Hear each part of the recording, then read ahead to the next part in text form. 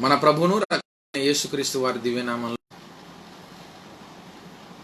ఇది 7వ వారం దేవుని సన్నిధిలో మనం సహవాసంలో సమూహంగా ఉండక. నా ప్రియమైన దేవుని బిడ్డరా, 6 వారాలు గడిచిపోయినప్పటికీ మీరంతా ప్రభుతో సహవాసాన్ని కలిగి ఉన్నారని, ప్రభు సన్నిధిలో మానక ప్రార్థన చేస్తున్నారని నేను నమ్మి నేను దేవుని ఎంతగానో స్తుతిస్తూ కనపరుస్తున్నాను. ప్రభు బల్ల కొరకై మీరందరూ సిద్ధపడ్డారని నేను నమ్మి దేవునికి నేను కృతజ్ఞతాస్తులు చెల్లిస్తున్నాను. ఆరాధనలో భాగం ప్రభు బల్ల ఆరాధన. రక్షించబడిన విశ్వాసి తప్పకుండా పరలోక పట్టణంలో చేర్చబడాలి అంటే, క్రీస్తు సారూప్యతలోకి మారాలి అన్నా, పరలోకాన్ని స్వతంత్రించుకోవాలి అన్నా తప్పకుండా ప్రభు బల్లలో పాల్పంపులు పొందాలి. ఈ నా శరీరమును తిని ఈ నా రక్తమును త్రాగిన వాడే నిత్య జీవం కలిగిన వాడు, అలాంటి వారిని అంత్యదినమున నేను లేపుతాను అని మన ప్రభు వాగ్దానం చేశాడు. ఇది ప్రభు తన శిష్యులకు నేర్పించిన క్రమం. తర్వాత అపోస్తలుడైన పౌలు ద్వారా సార్వత్రిక సంఘానికి ఒక కట్టడం వలె, ఒక నిబంధన వలె దేవుడు దీన్ని నిర్ణయించాడు. సో సంఘమంతా ప్రభు బల్ల కొరకే సిద్ధపడుతున్నారు. అందుని బట్టి దేవునికి స్తోత్రం. క్రీస్తునందు నా ప్రియమైన దేవుని బిడ్డలారా, ఈరోజు మనం వాగ్దాన సందేశాన్ని ధ్యానించుకోబోతున్నాం. ప్రభు ఒక మాటను ఈ విషయంలో బయలుపరిచాడు. ఆ విషయాన్ని మనం పంచుకోబోతున్నాం. దేవునికి స్తోత్రం. రండి, మీ గృహాలలో ఇక సమయాన్ని వృధా చేయకోకుండా అటు ఇటు ఎవరైనా ఉంటే వాళ్ళందరూ వచ్చి ప్రభు సన్నిధిలో మీరు నాతో కలిసి లైవ్లో ఏకీమించవలసిందిగా ప్రభు పేటని మీకు తెలియజేస్తున్నాను. ఈ మే మాసం కొరకు దేవుడు మనకిచ్చిన వాగ్దానాన్ని బైబిల్ గ్రంథంలో నుంచి మనం పరిశీలనగా తెలుసుకుందాం. నాతో పాటు బైబిల్ గ్రంథాన్ని తెరిచి చూడండి. నిర్గమాకాండం 6వ అధ్యాయం. నిర్గమాకాండం 6వ అధ్యాయం 6వ వచనాన్ని చదువుకుందాం. జాగ్రత్తగా మీరు ఆలకించండి. నిర్గమాకాండం 6వ అధ్యాయం 6వ వచనం. కాబట్టి నీవు ఇశ్రాయేలీలతో ఇలాగు చెప్పుము, నేనే యెహోవాను, నేను ఐగుప్తీయులు మోయించు బరువుల క్రింది నుండి మిమ్మును వెలుపలికి రప్పించి వారి దాసత్వములో నుండి మిమ్మును విడిపించి నా బాహువు చాపి గొప్ప తీర్పులు తీర్చి మిమ్మును విడిపించి మిమ్మును నాకు ప్రజలుగా చేర్చుకొని మీకు దేవుడనయ్యుందును.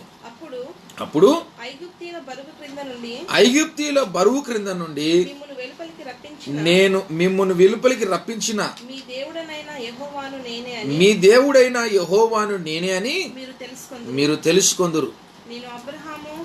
నేను అబ్రహాము ఇస్సాకు యాకోబులకు ఇచ్చేదనని చెయ్యి ఎత్తి ప్రమాణము చేసిన దేశములోనికి మిమ్మును రప్పించి దాని మీకు స్వాస్థ్యముగా ఇచ్చేదను. నేను యెహోవానని చెప్పుమనగా మోషే ఇశ్రాయేలీలతో అలాగు చెప్పెను. దేవునికి స్తోత్రం. క్రీస్తునందు నా ప్రియమైన దేవుని బిడ్డలారా, ఈ నెల దేవుడు మనతో మాట్లాడాలనుకుంటున్న మాట ఏంటంటే, లేఖన భాగంలో నుంచి మనం చదువుకున్న లేఖన భాగంలో నుంచి ఒక మాట మనం పరిశీలనగా ఈరోజు ధ్యానం చేసుకుందాం. ఆ మాట మాట అంటే, మీకు స్వాస్థ్యముగా ఇచ్చేదను. ఏమి స్వాస్థ్యంగా దేవుడు ఇవ్వబోతున్నాడు అన్న విషయాన్ని మనం ప్రార్థనాపూర్వకంగా వాక్యాన్ని మనం ధ్యానం చేసుకుందాం. ప్రార్థన చేసుకుందాం. ఏకీభవించండి. మహాగణుడమైన తండ్రి, పరిశుద్ధుడైన దేవా, మీ పాదాలకు వేవేల కృతజ్ఞతాస్తులు చెల్లిస్తున్నాం. మీరెంతైనా నమ్మదగిన దేవుడినైనా అయ్యా. నైనా పరిస్థితులు అననుకూలంగా ఉన్నప్పటికీ అయ్యా, ప్రపంచమంతా నేను విపత్కర పరిస్థితులను ఎదుర్కొంటున్నప్పటికీ మీరు మమ్మల్ని అయితే సజీవ లెక్కలో ఉంచుకొని ఈరోజు మీ సన్నిధిలో మేమందరం ఏక మనస్సుతో ఏకాత్మ కలిగి అయ్యా ఏకీభవించి అయ్యా మిమ్మల్ని స్తుతించి ప్రార్థించి మీ నామాన్ని గొప్ప చేసి ఇదిగో ప్రభా మీ వాక్యాన్ని వినడానికి కూడా మీరు కృపనిచ్చినందుకు స్తోత్రాలు చెల్లిస్తున్నాను. మహనీయుడివి మహాగణుడివి నాయన, మాకు స్వాస్థ్యాన్ని ఇస్తానని మీరు వాగ్దానం చేస్తున్నారు ప్రభా. మీరు మాటిచ్చి మాట తప్పే దేవుడివి కాదు నాయన. అయ్యా ఆ స్వాస్థ్యం ఎలా మేము స్వతంత్రించుకోవాలో, ఆ స్వాస్థ్యాన్ని మేము ఎలా చేరుకోగలమో నాతోనూ మాతోనూ మీరు మాట్లాడండి. మహోన్నతమైన మీ నామానికి మీరు మహిమ ఘనత ప్రభావాలను కలుగజేసుకోనమని లైవ్లో ఏకీవించిన వారందరినీ మీరు దర్శించి మాట్లాడమని ఈ ప్రార్థన వినందుకే స్తుతి చెల్లిస్తూ అల్పుడను అయోగ్యుడును ఎన్నికలేని దౌర్భాగ్యుడను ప్రభా నన్ను మరుగు చేసుకుంటున్నాను నాయనా. మిమ్మల్ని మీ ఘననామాన్ని హెచ్చించి ఆరాధిస్తున్నాను. నాతో కూడా మాట్లాడమని యేసు నామాన్ని ప్రార్థన అడుగుచున్నాను తండ్రి, ఆమేన్. దేవునికి స్తోత్రం కలుగును గాక. క్రీస్తునందు నా ప్రియమైన దేవుని బిడ్డలారా, మనం చదువుకున్న లేఖన భాగం గతంలో చాలాసార్లు మనం చదువుకున్నాం. ఈరోజు కూడా పరిశుద్ధాత్మ దేవుడు ఒక ప్రత్యేక రీతిగా మనతో మాట్లాడబోతున్నాడని నేను ప్రభునందు పరిపూర్ణంగా విశ్వసిస్తున్నాను. క్రీస్తునందు నా ప్రియమైన దేవుని బిడ్డలారా, ఆ సంభవాన్ని గురించిన వివరణ అంతా మనకు తెలుసు. ఏం జరిగింది, ఏమి దాని గురించి పరిశుద్ధాత్మ దేవుడు కోరుకున్నాడు అన్న విషయాలన్నీ మనకు తెలుసు. అక్కడ రాయించడంలో దేవునికి ఉన్న ఉద్దేశాల గురించి మనకు తెలుసు. దేవుడైన యెహోవా మోషే దగ్గరికి వచ్చి ఆ మాటలు తెలియజేస్తున్నాడు. మోషేతో చెప్తున్నాడు దేవుడు. ఏమని చెప్తున్నాడంటే, ఇశ్రాయేలీల ఎడల తనకున్న ఉద్దేశాలు ఇవి. మోషే, నేను ఇశ్రాయేలు ప్రజల్ని ఇలా నేను నడిపించాలనుకుంటున్నాను అని మోషేతో మాట్లాడాడు. నా ప్రియమైన దేవునిలారా, దేవుడు మోషేకు చెప్పిన మాటల్ని మోషే వెళ్ళి తన ప్రజలకి ఇశ్రాయేలులకి వివరించినట్లుగా మన లేఖన భాగాల్ని మనం అక్కడ జాగ్రత్తగా చదివితే గమనించగలం. మనం జాగ్రత్తగా ఈ విషయాన్ని పరిశీలనగా మనం ఆలోచన చేద్దాం. ఇక్కడ మనం సాధారణంగా ఆలోచిస్తే కూడా మనకు తెలిసే విషయం ఏంటంటే, ఆ ఇశ్రాయేలీలు ఇప్పుడున్న సార్వత్రిక సంఘానికి సాదృశ్యంగాను, అదే రీతిగా మోషే మన ప్రభు అయిన యేసుక్రీస్తుకు సాదృశ్యంగాను, అదే రీతిగా ఇశ్రాయేలీలు బానిసత్వాన్ని అనుభవిస్తున్న ఐగుప్తు లోకానికి, ఫరో సాతానుకు సాదృశ్యంగా ఉన్నట్లుగా మీకందరికీ తెలిసిన సంగతే, కొత్త విషయాలు ఏం కాదు.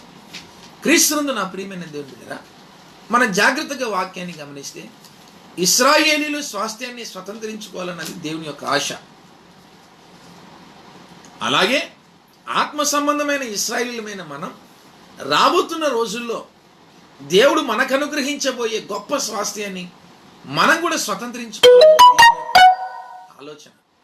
నా ప్రియమైన దేవుని బిడ్డలారా, ప్రభు సుస్పష్టంగా ఆ విషయాన్ని అక్కడ తెలియజేస్తున్నాడు. ఏమని తెలియజేస్తున్నాడంటే,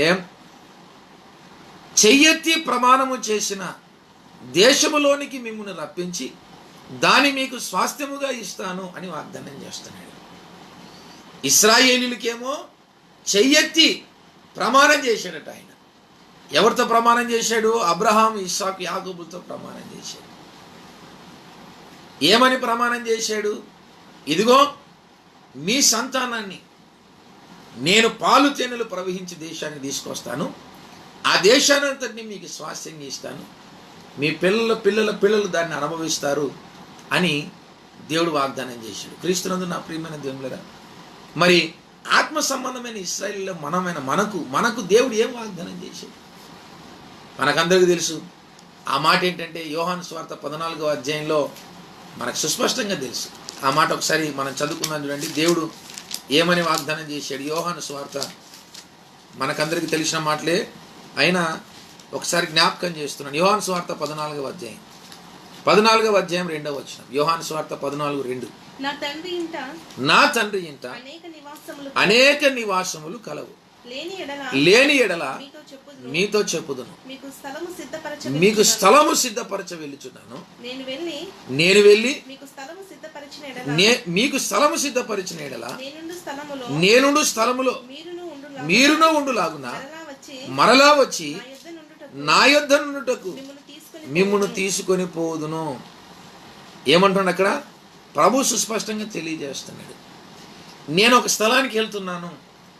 అక్కడికి ఎందుకు వెళ్తున్నానంటే మీకు ఒక స్థలాన్ని సిద్ధపరచడానికి వెళ్తున్నాను, మీ కొరకు ఒక నివాసాల్ని సిద్ధపరచడానికి వెళ్తున్నాను అని యేసుక్రీస్తు ప్రభు శిష్యులతో చెప్పాడు. శిష్యులంటే మరెవరో కాదు, వాళ్ళంతా సంఘానికి సాదృశ్యంగా ఉన్న వాళ్ళే. నా ప్రియమైన దేవుళ్ళరా, జాగ్రత్తగా గమనించండి. ప్రభు చెప్పాడు ఇశ్రాయేలీలతో, నేను చెయ్యెత్తి ప్రమాణము చేసిన ఆ దేశాన్ని ఇదిగో మీకు అందరికీ నేను స్వాస్థ్యంగా ఇస్తాను అని వాగ్దానం చేశాడు. మరి మనతో కూడా వాగ్దానం చేశాడు ఆయన, నేను మీ కొరకు స్థలం సిద్ధపరచ వెళ్ళుచున్నాను, నా తండ్రి ఇంట అనేక నివాసములు కలవు, లేని ఎడల మీతో చెప్పుదును. ఇదిగో నేను వెళ్ళి నేనుండు స్థలములో మీరును ఉండులాగున నేను మరలా వచ్చి మిమ్మల్ని తీసుకెళ్తాను అని అన్నాడు. అంటే దేవుడు ఇశ్రాయేలీలకి భౌతికమైన స్వాస్థ్యాన్ని ఇచ్చాడు, ఆత్మ సంబంధమైన ఇశ్రాయేలమైన మనకు పర సంబంధమైన స్వాస్థ్యాన్ని దేవుడు మనకి ఇవ్వాలని ఆయన ఆలోచన కలిగి ఉన్నాడు. క్రీస్తునందు నా ప్రియమైన దేవుని బిడ్డలారా, ఈ విషయాన్ని మనం జాగ్రత్తగా గమనించాలి. ఇశ్రాయేలీలు ఎలా స్వాస్థ్యాన్ని వారు సిద్ధపరచుకున్నారు? ఇశ్రాయేలీలు స్వాస్థ్యాన్ని సిద్ధపరచుకోవడానికి దేవుడు వారిని ఏ ఏ మార్గాలు కూడా తీసుకెళ్ళాడు. ఇశ్రాయేలీలు ఏం చేసి స్వాస్థ్యాన్ని సిద్ధపరచుకున్నారు, స్వతంత్రించుకున్నారు అన్న విషయాల్ని మనం అవగాహన చేసుకోగలిగితే తప్పకుండా ఈ అంత్య దినాల్లో ఉన్న మనం కూడా ఆ పరలోక పట్టణాన్ని, పరలోక వైభవాన్ని, తప్పకుండా పరలోక నివాసాన్ని, గృహాన్ని కూడా మనం స్వాస్థ్యంగా పొందుకోగలం. నా ప్రియమైన దేవుని జాగ్రత్తగా గమనించాలి.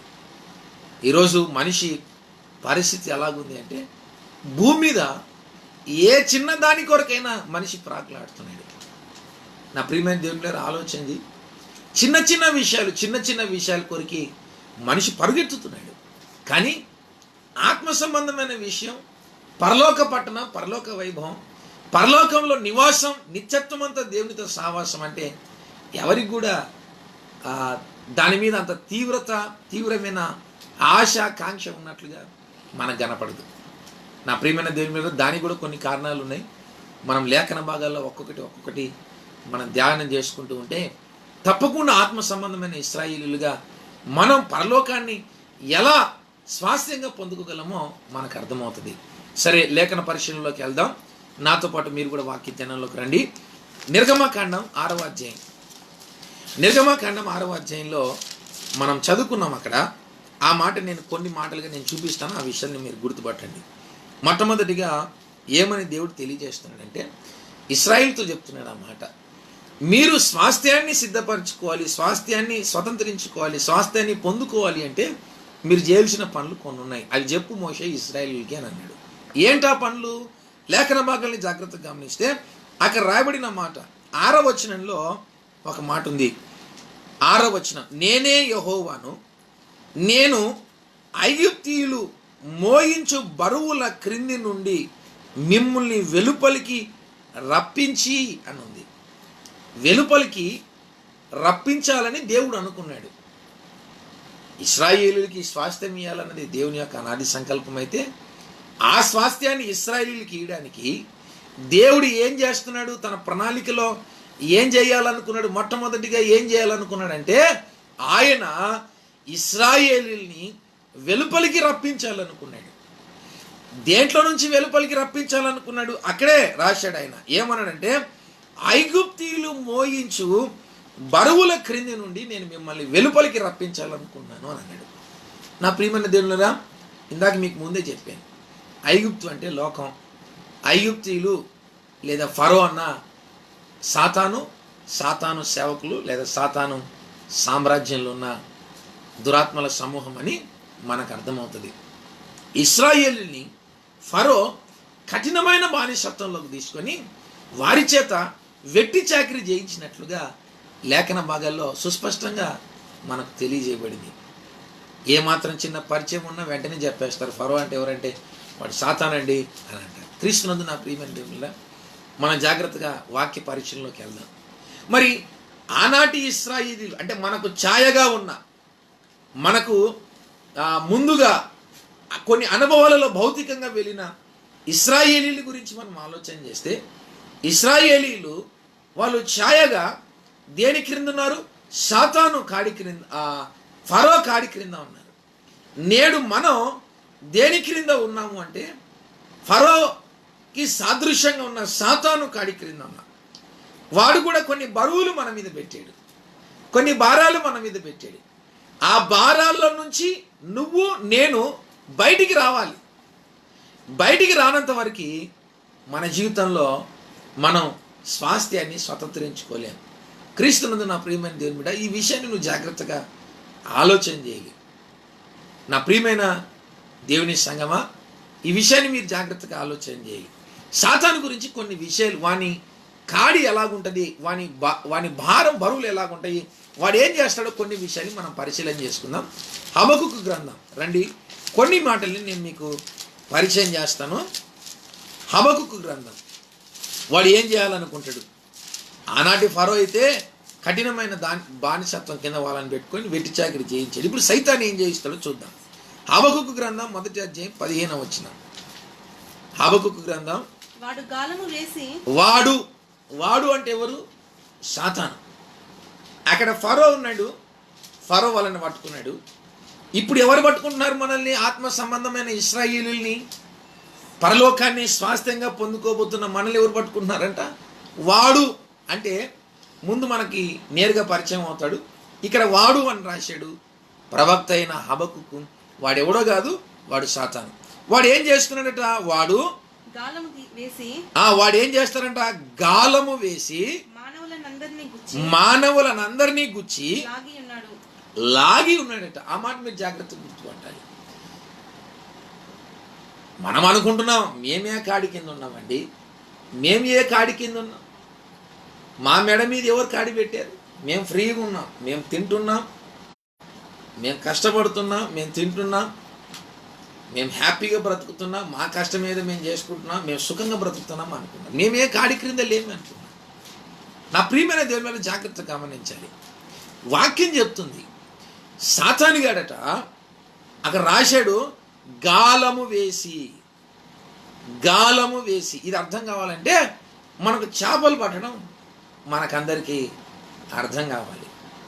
చేపలు పట్టడానికి వెళ్ళిన వాడు ఏం చేస్తాడంటే, ఈ చేప పట్టేవాడు ఒడ్డు మీద ఉంటాడు. మరి నీటిలో ఉన్న చేపలు వీడికి కావాలంటే వీడు ఏం చేయాలి? చేపలు రా అంటే రావు, లేకపోతే చేపలు అంత ఈజీ కూడా వాడికి దొరకవు. మరి వాడు ఏం చేయాలి?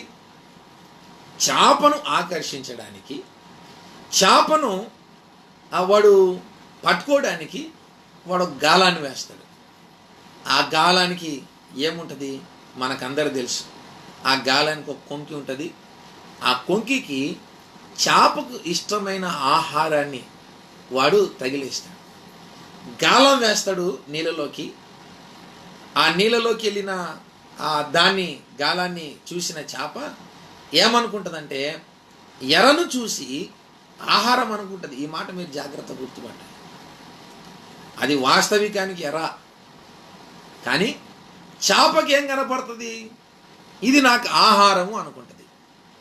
క్రీస్తునందు నా ప్రియమైన దేవునిలారా, ఇలాగే నేడు కూడా అనేక మంది సాతాను వాళ్ళు చిక్కుకొని పోతున్నారు, సాతాను వాళ్ళు ఇరుక్కుపోతున్నారు. మనం ఏమనుకుంటున్నామంటే ఇది నా జీవితంలో నాకు అవసరంగానేమో అనుకుంటున్నాం, ఇది దేవుడు నా జీవితంలో అనుమతించాడు కానేమో అనుకుంటున్నాం. కానీ అందులో సాతాను కాని ప్రమేయం ఉందా లేదా? ఇది ఒకవేళ సాతాను కాని ప్రమేయం ఉంటే నేనేం చేయాలి? ఇది సాతాను వేసిందా కాదా అని కనీసం ఆలోచన కూడా మనకు కలగట్లేదు. క్రీస్తునందు నా ప్రియమైన దేవుడు ఎందుకు కలగట్లేదో నేను తర్వాత మాట మీకు చూపిస్తాను. మొట్టమొదటికి ఈ విషయాన్ని ఒకసారి ఆలోచన చేద్దాం. గాలం వేస్తాడట వాడు. గాలం వేస్తున్నాడు, ఎర వేస్తున్నాడు. ఏదో ఒకటి నీకు ఆశ చూపిస్తున్నాడు, ఏదో రకంగా నిన్ను ప్రేరేపణ కలుగు చేస్తున్నాడు, ఏదో విధంగా వాడు నిన్ను తన స్వాధీనంలోకి తీసుకోవడానికి ప్రయత్నం చేస్తున్నాడు. క్రీస్తునందు నా ప్రియమైన దేవుని బిడ్డలారా, అనాది కాలంలో నుంచి నేటి వరకు అది జరుగుతూనే ఉంది. హవ్వ దగ్గరికి వచ్చి వాడు నువ్వు దేవత అయిపోతావని హవ్వ జీవపు డమ్మం మీద వాడు గాలం వేసాడు. హవ్వ పడిపోయింది. నా ప్రియమైన దేవుని బిడ్డలారా, చాలామంది మన లేఖన భాగాల్లో సమయం లేదు, ఇప్పుడు లేఖన భాగాల్ని పరిశీలన చేస్తే చాలామందికి వాడు ఏదో ఒకటి వాళ్ళతో మాట్లాడడమో, చెవులు చెప్పడమో, ఆలోచనలకు దూరి చెప్పడమో ఏదో ఒకటి చేస్తున్నాడు, గాలం వేస్తున్నాడు. అనేక మంది ఈ దేవుడిచ్చే స్వాస్థ్యానికి దూరం అయిపోతున్నారు. ప్రభు అన్నాడు, ఏమంటున్నాడంటే, నువ్వు స్వాస్థ్యాన్ని పొందుకోవాలంటే సాతాను గాడు నీకు వేసిన గాలాన్ని నువ్వు గుర్తుపట్టాలి. ఏ గాలాన్ని సాతాను గాడు నీకు వేశాడు నాకెట్లా తెలుస్తుంది అన్నది అంటున్నాను నేను. నా ప్రియమైన దేవుని మీద జాగ్రత్తగా గమనించి మీకు అర్థం కావడానికి ఒక మాట చెప్తాను. యూదా ఇస్కరియోతు ఉన్నాడు. యూదా ఇస్కరియోతు బైబిల్ గ్రంథంలో మనం అతని చరిత్ర చదువుకుంటే యూదా ఇస్కరియోతు కొద్దిగా డబ్బు పిచ్చి కలిగినవాడు. ఆ డబ్బు సంచి ఉంది, మరియా అత్తరు పగలగొట్టి ఆయన పాదాలకి రాస్తున్నప్పుడు అతను ఆమె బీదలకి ఇవ్వకూడదా అన్న సందర్భంలో వాడు పేదల మీద భారం కలిగి బాధ్యత కలిగి చెప్పట్లేదు, కానీ డబ్బు ఎందుకు వృధా అయిపోయింది అన్న ఆలోచనలు ఆ కోణంలో వాడు అనుకున్నాడన్న విషయం మనకు అక్కడ రాయబడింది. నా ప్రియమైన దేవుళ్ళని జాగ్రత్తగా గమనించు. మరి ఆ విషయాన్ని జాగ్రత్తగా మనం కనుక వాక్యంలో గమనిస్తే అన్ని రోజులు యూదా ఇస్కరియోతు యేసుక్రీస్తు ప్రభుతో ఉన్నాడు. యేసుక్రీస్తు ప్రభు చేస్తున్న కార్యాలన్నీ యూదా ఇస్కరియోతు చూశాడు. యేసుక్రీస్తు ప్రభు చనిపోయిన వారిని లేపడం చూశాడు. యేసుక్రీస్తు ప్రభు అద్భుతం చేయడం చూశాడు. సృష్టి ఆయనకి లోబడ్డం చూశాడు. అనేక రోగులు బాగు కావడం చూశాడు. అనేక అద్భుతాలను యేసుక్రీస్తు ప్రభు ద్వారా జరగడం యూదా ఇస్కరియోతు చూశాడు. మీరు బాగా ఆలోచన చేయండి. మరి యూదా ఇస్కరియోతు అంత బలహీనుడా యేసుక్రీస్తు ప్రభుని అప్పగించేంతటి పరిస్థితి ఎందుకు వచ్చింది అని అంటే, మనం ఇంకా లోపలికి వెళ్ళి యూదా ఇస్కరియోతు గురించి ఆలోచన చేస్తే యూదా ఇస్కరియోతు ఒకటి అనుకున్నాడని కొంతమంది పెద్దలు ఆ విషయాన్ని వ్యాఖ్యానాలుగా రాశారు. మెట్టుకి ఏదైతేనే అతని గురించి ద్రోహి అని రాయబడింది, నాశనపుత్రుడు అని రాయబడింది. అతన్ని నేను సమర్థిస్తున్నానని ఈ మాట చెప్పట్లేదు, కానీ ఆ కోణాన్ని కనుక ఒకవేళ ఆలోచన చేస్తే యూదా ఇస్కరియోతు అనుకున్నాడట, యేసుక్రీస్తు ప్రభు ఎందుకు ప్రధాన మందిర అధికారులతో నేరుగా ఢీకొట్టలేకపోతున్నాడు, ఎందుకు నేరుగా వారిని ఎదుర్కోలేకపోతున్నాడు? ఈయన అధికారం కలిగిన వాడు కదా, ఈయన దేవుని కుమారుడు కదా, ఈయన దైవికమైన లక్షణాలు కలిగిన వాడు కదా. ప్రధాన యాజకుల్ని ఎదుర్కోవాలి అన్నా, రోమా సైన్యాన్ని ఎదుర్కోవాలి అన్నా ఇప్పుడున్న పరిస్థితుల్లో ఈయనకు మాత్రమే సాధ్యం, ఇంకెవరికి సాధ్యం కాదు. ఆ విషయం పరిపూర్ణంగా యూదా ఇస్కరియోతుకి తెలుసు. క్రీస్తునందు నా ప్రియమైన దేవుని బిడ్డలారా, యూదా ఇస్కరియోతు మనసులో అనుకున్నాడు, ఏమనుకున్నాడంటే ఏదో ఒక అవకాశాన్ని ప్రధాన యాజకుని దగ్గరికి తీసుకెళ్ళడానికి యేసుక్రీస్తు ప్రభు కలుగజేయాలి. ఈయనేమో అక్కడికి వెళ్తాడు, దాబెట్టుకొని బయటకు వచ్చేస్తున్నాడు. ఏదో ఒక సన్నివేశాన్ని వాళ్ళ ఆ ప్రధాన యాజకుల దగ్గర జరగాలి అని అనుకున్నాడు. అక్కడికి వెళ్తే దేవుడు ఏదో ఒక అద్భుతం చేస్తాడు, తన శక్తిని వాళ్ళకి కనపరుస్తాడు. ఇన్ని రోజులు వాళ్ళ ఎదుట ఏ అద్భుతం ఆయన చేయలే, ఇన్ని రోజులు ఏ సూచక్రియల వారి ఎదుట చేయలే. నేరుగా వాళ్ళ దగ్గరికి వెళ్తే వాళ్ళ ఎదుట అద్భుతం చేస్తే అప్పుడన్నా వాళ్ళ మనోనేత్రాలు వెలిగించబడతాయి, మా స్థాయి ఏంటో, మేమేంటో, మా ప్రభు గొప్పతనం ఏంటో తెలుస్తుంది అన్న కోణంలో మేబీ ఆలోచించుండొచ్చు. నా ప్రియమైన దేవుని మీద జాగ్రత్తగా గమనించాలి. ఈ మాట మనం చదువుకుంటున్నప్పుడు యూదా ఇస్కరియోతు విషయంలో మనం ఈ కోణంలో గనక ఆలోచన చేసి మనం గనక పరిశీలనగా వాక్యాన్ని గనక మనం ధ్యానించగలిగితే, నా ప్రియమైన దేవుని పిల్లరా, అక్కడ కూడా మీరు జాగ్రత్తగా గమనించండి. ఆయన మనసులో ఉన్న ఆలోచన యేసుక్రీస్తు ప్రభుని ప్రధాన యాజకుని ఎదురు తీసుకురావాలన్నది. అప్పుడు యేసుక్రీస్తు ప్రభు చేసే అద్భుతాలు ఆశ్చర్యక్రియల ద్వారా వాళ్ళ మనసుని అట్రాక్ట్ చేయాలన్నది ఈయన ఆలోచన అయిండొచ్చు ఒక కోణంలో. ఆలోచన చేయండి. అలా ఆలోచన రావడం అది సైతాన్ ఆలోచన. కానీ యూదా ఇస్కరియోతు మంచి ఆలోచన అనుకున్నాడు. యూదా ఇస్కరియోతు ఇలా జరిగితే ఇలా ఏం జరుగుతుందో చూద్దాము అని అనుకున్నాడు. జాగ్రత్తగా గమనించాలి. సాతాన్ గాడు వేసి పెట్టాడు, వలేసి పెట్టాడు కనుక యూదా ఇస్కరియోతు యేసుక్రీస్తు ప్రభు గురించి ప్రధాన యాజకులు వెతుకుతున్నారు, ప్రధాన యాజకులు యేసుక్రీస్తు ప్రభుని చంపాలనుకున్నారన్న సంగతి తెలిసి వీడు రహస్యంగా వెళ్ళి వాళ్ళతో మంతనాలు జరిపాడు. వాళ్ళ దగ్గర 30 వెండి నాణేలకి యేసుక్రీస్తు ప్రభుని అప్పగిస్తాను, నేను చూపిస్తాను అతను ఎక్కడున్న స్థలాన్ని అని మాట్లాడుకుంటున్నాడు. నా ప్రియమైన దేవుని జాగ్రత్తగా గమనించాలి. ఒకవేళ లోపల ఉన్న ఆలోచన ఏమో యేసుక్రీస్తు ప్రభుని ప్రధాన యాజకుని ఎదుటికి తీసుకురావాలి, అప్పుడు యేసు ప్రభు చేసే కార్యాలు చూడాలి అని ఇతని లోపల ఉన్న ఒక మంచి ఆలోచన, ఏం జరుగుతుందో చూద్దాం అని ఒక ఆలోచన ఒకవేళ ఉన్నట్లయితే ఇది సైతాను నుంచి వచ్చిందా లేకపోతే నా ఆలోచన నుంచి వచ్చిందా అని తెలుసుకోవడానికి ఒకే ఒక కారణం ఉంది. వాడు డబ్బును ఆశపడేవాడు కాదు. డబ్బును ఆశపడ్డాడు అంటే అర్థం ఏంటి? తప్పకుండా సాతాను గాడు యూదా ఇస్కరియోతుని భ్రమపరిచాడని అర్థం. యూదా ఇస్కరియోతు ఆ విషయంలో ఆయన విఘ్నతతో ఆలోచించలేకపోయాడు, జ్ఞానం కలిగి ప్రవర్తించలేకపోయాడు. కారణం ఏంటంటే అప్పటికే సాతాను అతనిలో ప్రవేశించినట్లుగా, ఆ రొట్టె ముక్క ఇచ్చిన వెంటనే సాతాను ప్రవేశించినట్లుగా మన లేఖన భాగంలో చూస్తున్నాం. నా ప్రియమైన దేవుని జాగ్రత్త.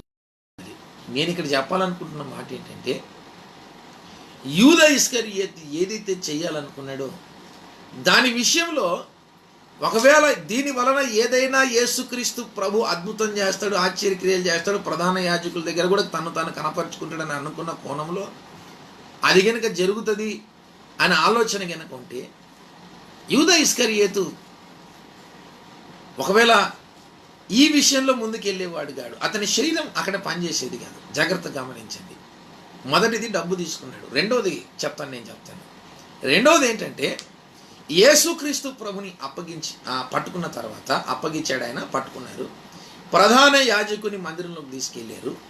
అక్కడ తీసుకెళ్లిన తర్వాత యేసుక్రీస్తు ప్రభుని వేశారు, పిడిగుద్దులు గుద్దారు, వాడా వీడని సంబోధించారు, చంపలు పెరికేశారు. ఇవన్నీ విషయాలు యూదా ఇస్కరియోతు విని ఆయన శిక్షించడానికి తీసుకెళ్ళిన సంగతి తెలిసి ఆయన మరలా ప్రధాన యాజకుని దగ్గరికి వస్తాడు. నేను అనవసరంగా ఆయన అప్పగించాను, మీరు ఇలా చేస్తారని నేను అనుకోలేదు, ఇదంతా సరైంది కాదు అని వచ్చి ఆ డబ్బు సంచి కూడా అక్కడ పాడేసి వెళ్ళిపోయాడు. నేను చెప్పాలనుకుంటున్న మాట ఏంటంటే, యూదా ఇస్కరియోతు ఎలా సాతాను కానీ ట్రాప్లో పడిపోయాడు, సాతాను కానీ ఆ గాలానికి చిక్కాడు అన్న విషయం నేను చెప్పాలనుకున్నాను. అందుకని ఇవన్నీ విషయాలు చెప్పాను. నా ప్రియమైన దేవునిలారా, సాతాను గాడు చూడండి, యూదా ఇస్కరియోతు ఉద్దేశమేమో బయటికి బాగా కనబడుతుంది, కానీ అంతర్గతంగా మాత్రం అది సైతాను కానీ ఎరా సాతాను గాడి గాలం వేసాడు, యూదా ఇస్కరియోతు చిక్కుపడిపోయాడు. ఎందుకు నేను ఈ మాట చెప్తున్నానంటే, యూదా ఇస్కరియోతు సాతాను వేసిన గాలానికి పడ్డాడు గనక వాడు సాతాను గాడి యొక్క ఆ కబంధ హస్తంలో చిక్కుకున్నాడు గనక వాడు సాతాను గాడు ఒక్కసారిగా లాగేసుకున్నాడు. అందుకని యేసుక్రీస్తు ప్రభు అన్నాడు, అయ్యా నాశనపుత్రుని తప్ప నేను ఎవరిని పోగొట్టుకోలేకపోయానయ్యా, అతను నేను పోగొట్టుకున్నానని తండ్రిని ఆయన వేడుకున్నట్టుగా లేఖన భాగంలో మనం చూస్తున్నాం. నా ప్రియమైన దేవుని ఈ విషయాన్ని మీరు జాగ్రత్తగా గమనించండి. ఎందుకు పోగొట్టుకోవాల్సి వచ్చింది అంటే, సాతాను గాడు వేసిన గాలానికి యూదా ఇస్కరియోతు చిక్కిపోయాడు. అది అక్కడ కాన్సెప్ట్. చిక్కిపోయాడు కనుక ప్రధాన యాజకుల దగ్గరికి వచ్చి ఆయన నేను తప్పు చేశాను, ఈ డబ్బులు మీరే తీసుకోండి అని చెప్పేసి మకాన కొట్టిపోయాడు. కానీ అప్పటికే సాతాను గాని యొక్క గాలానికి చిక్కుబడి ఉన్నాడు కనుక సాతాన్ గాడు అతన్ని ఎలా ప్రేరేపణ కలుగజేశాడంటే అతడి వెళ్ళి ఉరిబెట్టుకొని చచ్చిపోయడానికి అతన్ని ప్రేరేపణ కలుగజేశాడు. నా ప్రియమైన దేవులారా, ఈ విషయాన్ని మనం జాగ్రత్తగా గుర్తుపట్టాలి. మనం ఏమనుకుంటామంటే ఏం ఊరిలేండి, ఏమి లేండి, యాది ఊరి నాకు, నాకేం, నేను అంత మంచిగా చేస్తున్నా కదా, నేను మానవత్వంతో చేస్తున్నా కదా, నేను దైవికంగా చేస్తున్నాను కదా, నేనంతా ఏదో మంచి అభిప్రాయం కలిగి చేస్తున్నాను కదా అనుకుంటాం. జాగ్రత్త నా ప్రియమైన దేవుని సంగమా, జాగ్రత్త. నువ్వు అనుకున్నదంతా దేవుని చిత్తం కాదు. నువ్వు అనుకున్నదంతా, నేను అనుకున్నదంతా దేవుడు నెరవేర్చాలన్న రూల్ ఏం లేదు. ఈ విషయాన్ని మీరు జాగ్రత్త గుర్తుపట్టండి. దేవుడు నెరవేర్చవచ్చు, నెరవేర్చకుండా పోవచ్చు. ఆయన చిత్తములో ఉన్నది మాత్రమే ఆయన నెరవేర్చుకుంటాడు. నా ఇష్టాలు నెరవేర్చుకోవాల్సిన అవసరం ఆయనకు లేదు. ఈ విషయాన్ని ఫస్ట్ మనం గుర్తుపట్టాలి. నా ప్రియమైన దేవుడారా, అక్కడ రాబడిన మాట, వాడు గాలం వేస్తున్నాడట. గాలం వేసి ఆశ చూపించి వాడు పట్టుకొని లాక్కుంటున్నాడట. మనల్ని ఏం చేస్తున్నాడంటే వాడు లాగి సహవాసంలో నుంచి లాగి ఏం చేస్తున్నాడు, వాడు మనల్ని లాక్కొని బయట తీసుకొని వాడు తన బుట్లో వేసుకుంటున్నాడు. ఆ విషయాన్ని మనం జాగ్రత్త గుర్తుపట్టాలి. అక్కడ పక్కన అన్నాడు, అక్కడే అంటున్నాడు, గుచ్చి లాగి ఉన్నాడు, గాలం వేసి మానవులందరినీ గుచ్చి లాగి ఉన్నాడు, ఉరులు ఒగ్గి చిక్కించుకొనుచున్నాడు. ఆ మాటను మనం గుర్తుపట్టాలి. వాడే ఉరులు ఒగ్గి చిక్కించుకుంటున్నాడట. చిక్కించుకోవడం అంటే ఏంటి? ఇక వాడు గాలం వేసి లాక్కున్నాడు, నువ్వు గాలానికి పడ్డావు, నిన్ను పట్టుకొని ఏం చేస్తాడు, తీసి బుట్టలు వేసుకుంటాడు. బుట్టలు వేసుకున్నంటే అర్థం ఏంటి? ఇక నువ్వు వాని చేతుల్లో చిక్కుబడిపోయావని అర్థం. వాని చేతుల నుంచి నువ్వు బయటికి రాలేవని అర్థం. నా ప్రియమైన దేవుని ఈ విషయాన్ని మీరు జాగ్రత్తగా గమనించాలి. అందుకని అక్కడ అంటున్నాడు, ఏమంటున్నాడంటే, దేవుడైన యెహోవా మోషేతో ఏమంటున్నాడంటే, నాకు తెలుసు ఆ కాడి ఎలాంటిదో నాకు తెలుసు, ఫరో బానిసత్వం ఎలాంటిదో నాకు తెలుసు, ఆ కఠినమైన మనస్తత్వం ఏంటో నాకు తెలుసు, ఫరో మిమ్మల్ని పెడుతున్న శ్రమలేంటో నాకు తెలుసు. మీ అంతకు మీరు ఫరో చేతుల నుంచి బయటికి రాలేరన్న సంగతి కూడా నాకు తెలుసు. అందుకనే నేనే మిమ్మల్ని వెలుపలికి రప్పించుట కొరకై దిగి వచ్చి ఉన్నాను అని అన్నాడు. ఆ మాటను మీరు గుర్తుపట్టాలి. ఎందుకు? ఎప్పటికీ ఇశ్రాయేలీలు ఫరో కాడి నుంచి బయటికి రాలేరు. ఇది పాయింట్. అలాగే ఆత్మ సంబంధమైన ఇశ్రాయేలీమైన మనం కూడా ఎప్పటికీ మన సొంత ఆలోచనల ద్వారా, సొంత తెలివితేటల ద్వారా, సొంత శక్తియుక్తుల ద్వారా సాతాను యొక్క ఉరి నుండి మనంతకు మనం విడిపించబడ్డాం. వెలుపలికి రావడం అసాధ్యం, అసాధ్యం, అసాధ్యం. చాలామంది యవనస్తులు అంతా చెప్తుంటారు, బాప్తిసం తీసుకోవచ్చు కదా అంటే వాళ్ళు చెప్పే మాట వెంటనే ఏంటంటే, అన్న దానికి కొంచెం టైం ఉంది, కొన్ని మానేసేటివి ఉన్నాయినా ఇవి మానేసిన తర్వాత నేను చూస్తాను అన్నాను. నేను ఎప్పుడు చెప్తుంటాను ఒక మాట, నువ్వు ఎప్పుడు మానేయలేవు, అది నీ వల్ల అయ్యే పని కాదు అని. ఎందుకు? యేసుక్రీస్తు ప్రభే చెప్పాడు. ఏమని చెప్పాడు? ఆ మాట సుస్పష్టంగా ఉంది. పాపులను రక్షించుటకు నేను వచ్చాను నాయనా, ఇక మిమ్మల్ని మీరు రక్షించుకునే పని అయితే నేను రావాల్సిన అవసరం ఉంది భూలోకానికి. మిమ్మల్ని మీరు నీతిమంతులుగా మార్చుకునే పని అయితే నేను మరణించి సమాధి చేయాల్సిన అవసరం ఏముంది? మీరు నా దగ్గరికి రండి. ప్రయాసపడి భారం మోస్తున్న సమస్త జనులు నా దగ్గరికి రండి. నా దగ్గరికి వస్తే నా రక్తంతో మీ పాపాలని కడిగి, మీరు ఒప్పుకుంటే మీ పాపాలని కడిగి మిమ్మల్ని పరిశుద్ధపరిచి పవిత్రపరిచి నా కుమారులుగా మార్చి మిమ్మల్ని నా రాజ్యానికి వారసులుగా నేను ఎంచుకుంటాను అన్నాడు. దేవునికి స్తోత్రం కలుగుగాక. నా ప్రియమైన దేవుని మీద నేను ముందుకు వెళ్తున్నాను. సాతాను గాడు ఏం చేస్తానంటే, మొట్టమొదటిది నీకు తెలియకోకుండా నీ జీవితాన్ని పాడు చేయడానికి వాడు ఒక టార్గెట్ని నీ మీదకి వదులుతాడు. వాడు నీ మీదికి ఏదో ఒక కోణంలో, ఏదో ఒక రకంగా వాడు ఒక పన్నాగం పన్ని నీ జీవితాన్ని, ఆధ్యాత్మిక జీవితాన్ని పతనావస్థలోకి తీసుకెళ్ళడానికి వాడు నీ దగ్గరికి ఏదో ఒక ఎరవేస్తాడు. నేను ఒక టార్గెట్ని నీకు వాడు సెట్ చేస్తాడు. నా ప్రియమైన దేవుని మీద ఈ విషయాన్ని మనం జాగ్రత్తగా గమనించాలి. మరి ఏ టార్గెట్లో ఉన్నావు కానీ మనం ఆలోచించింది. నీ టార్గెట్ ఏంటో నీకు తెలుసు, వాడు పెట్టింది. నా టార్గెట్ ఏంటో నాకు తెలుసు, వాడు పెట్టింది. మన టార్గెట్ మనకు తెలుసు, తెలియకనేం కాదు. నాకు తెలియదండి అని అనుకున్నాడు, మోసం చేసుకున్నాడు అని అర్థం. తప్పకుండా తెలుసు ఏ విషయంలో నేను బలహీనుడిని, ఏ విషయంలో సాతాను గారు నన్ను టార్గెట్ చేసిన విషయం. అయితే చాలామందికి ఈ విషయంలో బయటికి రావాలని ఉంటుంది కానీ రాలేకపోతుంటారు. దానికి కూడా కారణం బైబిల్ గ్రంథంలో ఒక చోట ఉంది. చూడండి, కొరింథీయులకు రాసిన 2వ పత్రిక. ఎందుకు రాలేకపోతున్నామంటే మనం బయటికి, ఎందుకు వాటి విషయంలో మనకు అవగాహన చేసుకోలేకపోతున్నాం? ఇది సైతాన్ గాని కుట్ర, సైతాన్ గాని ఎత్తుగడని మనం ఎందుకు గుర్తుపట్టలేకపోతున్నాం అంటే 4:4 ఒక మాట ఉంది. కొరింథీయులకు రాసిన 2వ పత్రిక 4వ అధ్యాయం 4వ వచనం. దేవుని స్వరూపి అయి ఉన్న క్రీస్తు మహిమను కనపరచు సువార్త ప్రకాశము వారికి ప్రకాశింపకుండా నిమిత్తము ఈ యుగ సంబంధమైన దేవత అవిశ్వాసులైన వారి మనోనేత్రములకు గుడ్డితనాన్ని కలుగు చేసింది. బైబిల్లో సుస్పష్టంగా అపోస్తలుడైన పౌలు కొరింథీయులకు రాస్తున్నాడు. వాస్తవికానికి ఇది రక్షణ లేని వారిని గురించిన మాట అయినప్పటికీ అందులో ఒక చిన్న వివరణ ఉంది. ఏంటి ఆ వివరణ అంటే, అక్కడ రాయబడినట క్రీస్తు మహిమ నీకు కనబడకోకుండా సాతాను గడు ఏం చేస్తాడు? నీ కన్నులకి నా కన్నులకి గుడ్డితనాన్ని కలుగు చేస్తాడు. క్రీస్తు మహిమ అంటే అర్థం ఏంటి? యేసుక్రీస్తు ఎందుకు మహిమపరచబడ్డాడు? మీరు జాగ్రత్తగా గమనించాలి. ఎందుకు మహిమపరచబడ్డాడు? ఆయన ఎందుకు మహిమపరచబడ్డాడంటే, యేసుక్రీస్తు ప్రభు పరలోకాన్ని విడిచి భూలోకానికి దిగి వచ్చినందుకు కాదు, లేకపోతే యేసుక్రీస్తు ప్రభు ఆయన ఏదో చేసినందుకు కాదు. బైబిల్లో రాయబడిన మాట. యేసుక్రీస్తు ప్రభు మహిమపరచబడ్డానికి కారణం ఏంటంటే, ఆయన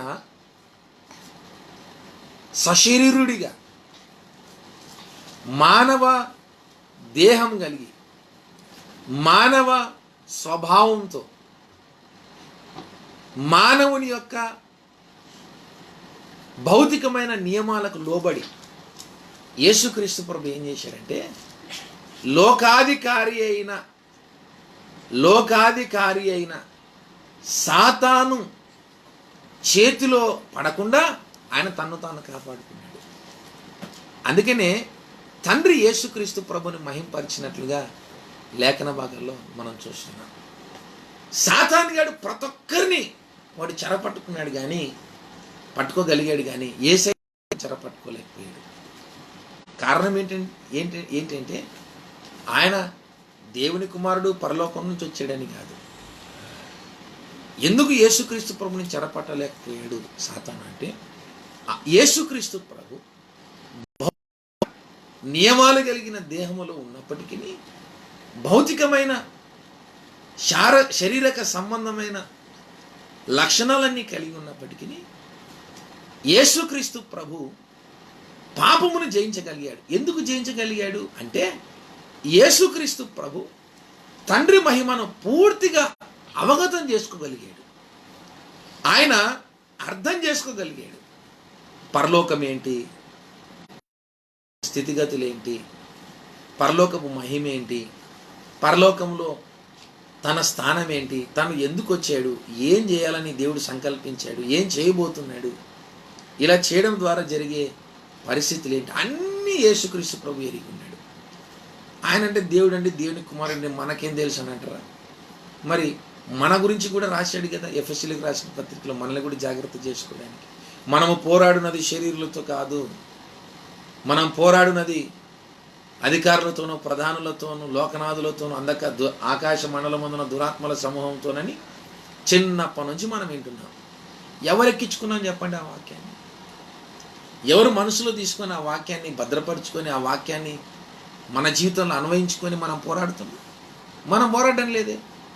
మన కన్నులు ఎంతసేపులు ఉన్నా కానీ ఆకాశ మండలమందున దురాత్మల సమూహాన్ని చూడవు, అధికారులు అసలే చూడవు, ప్రధానులు అసలే చూడవు, ఎవరిని చూడవు, లోకనాథులు ఎవరు చూడవు. మన కన్నులు ఎవరిని చూస్తున్నాయి? మన కన్నుల ఎదుట ఎవరైతే మనల్ని ప్రభావితం చేస్తున్నారో వాళ్ళని చూస్తున్నాయి. ఎవరైతే మనకు వ్యతిరేకంగా ఆలోచన చేస్తున్నారో వాళ్ళని చూసుకుంటున్నాం. ఎవరైతే మన మీద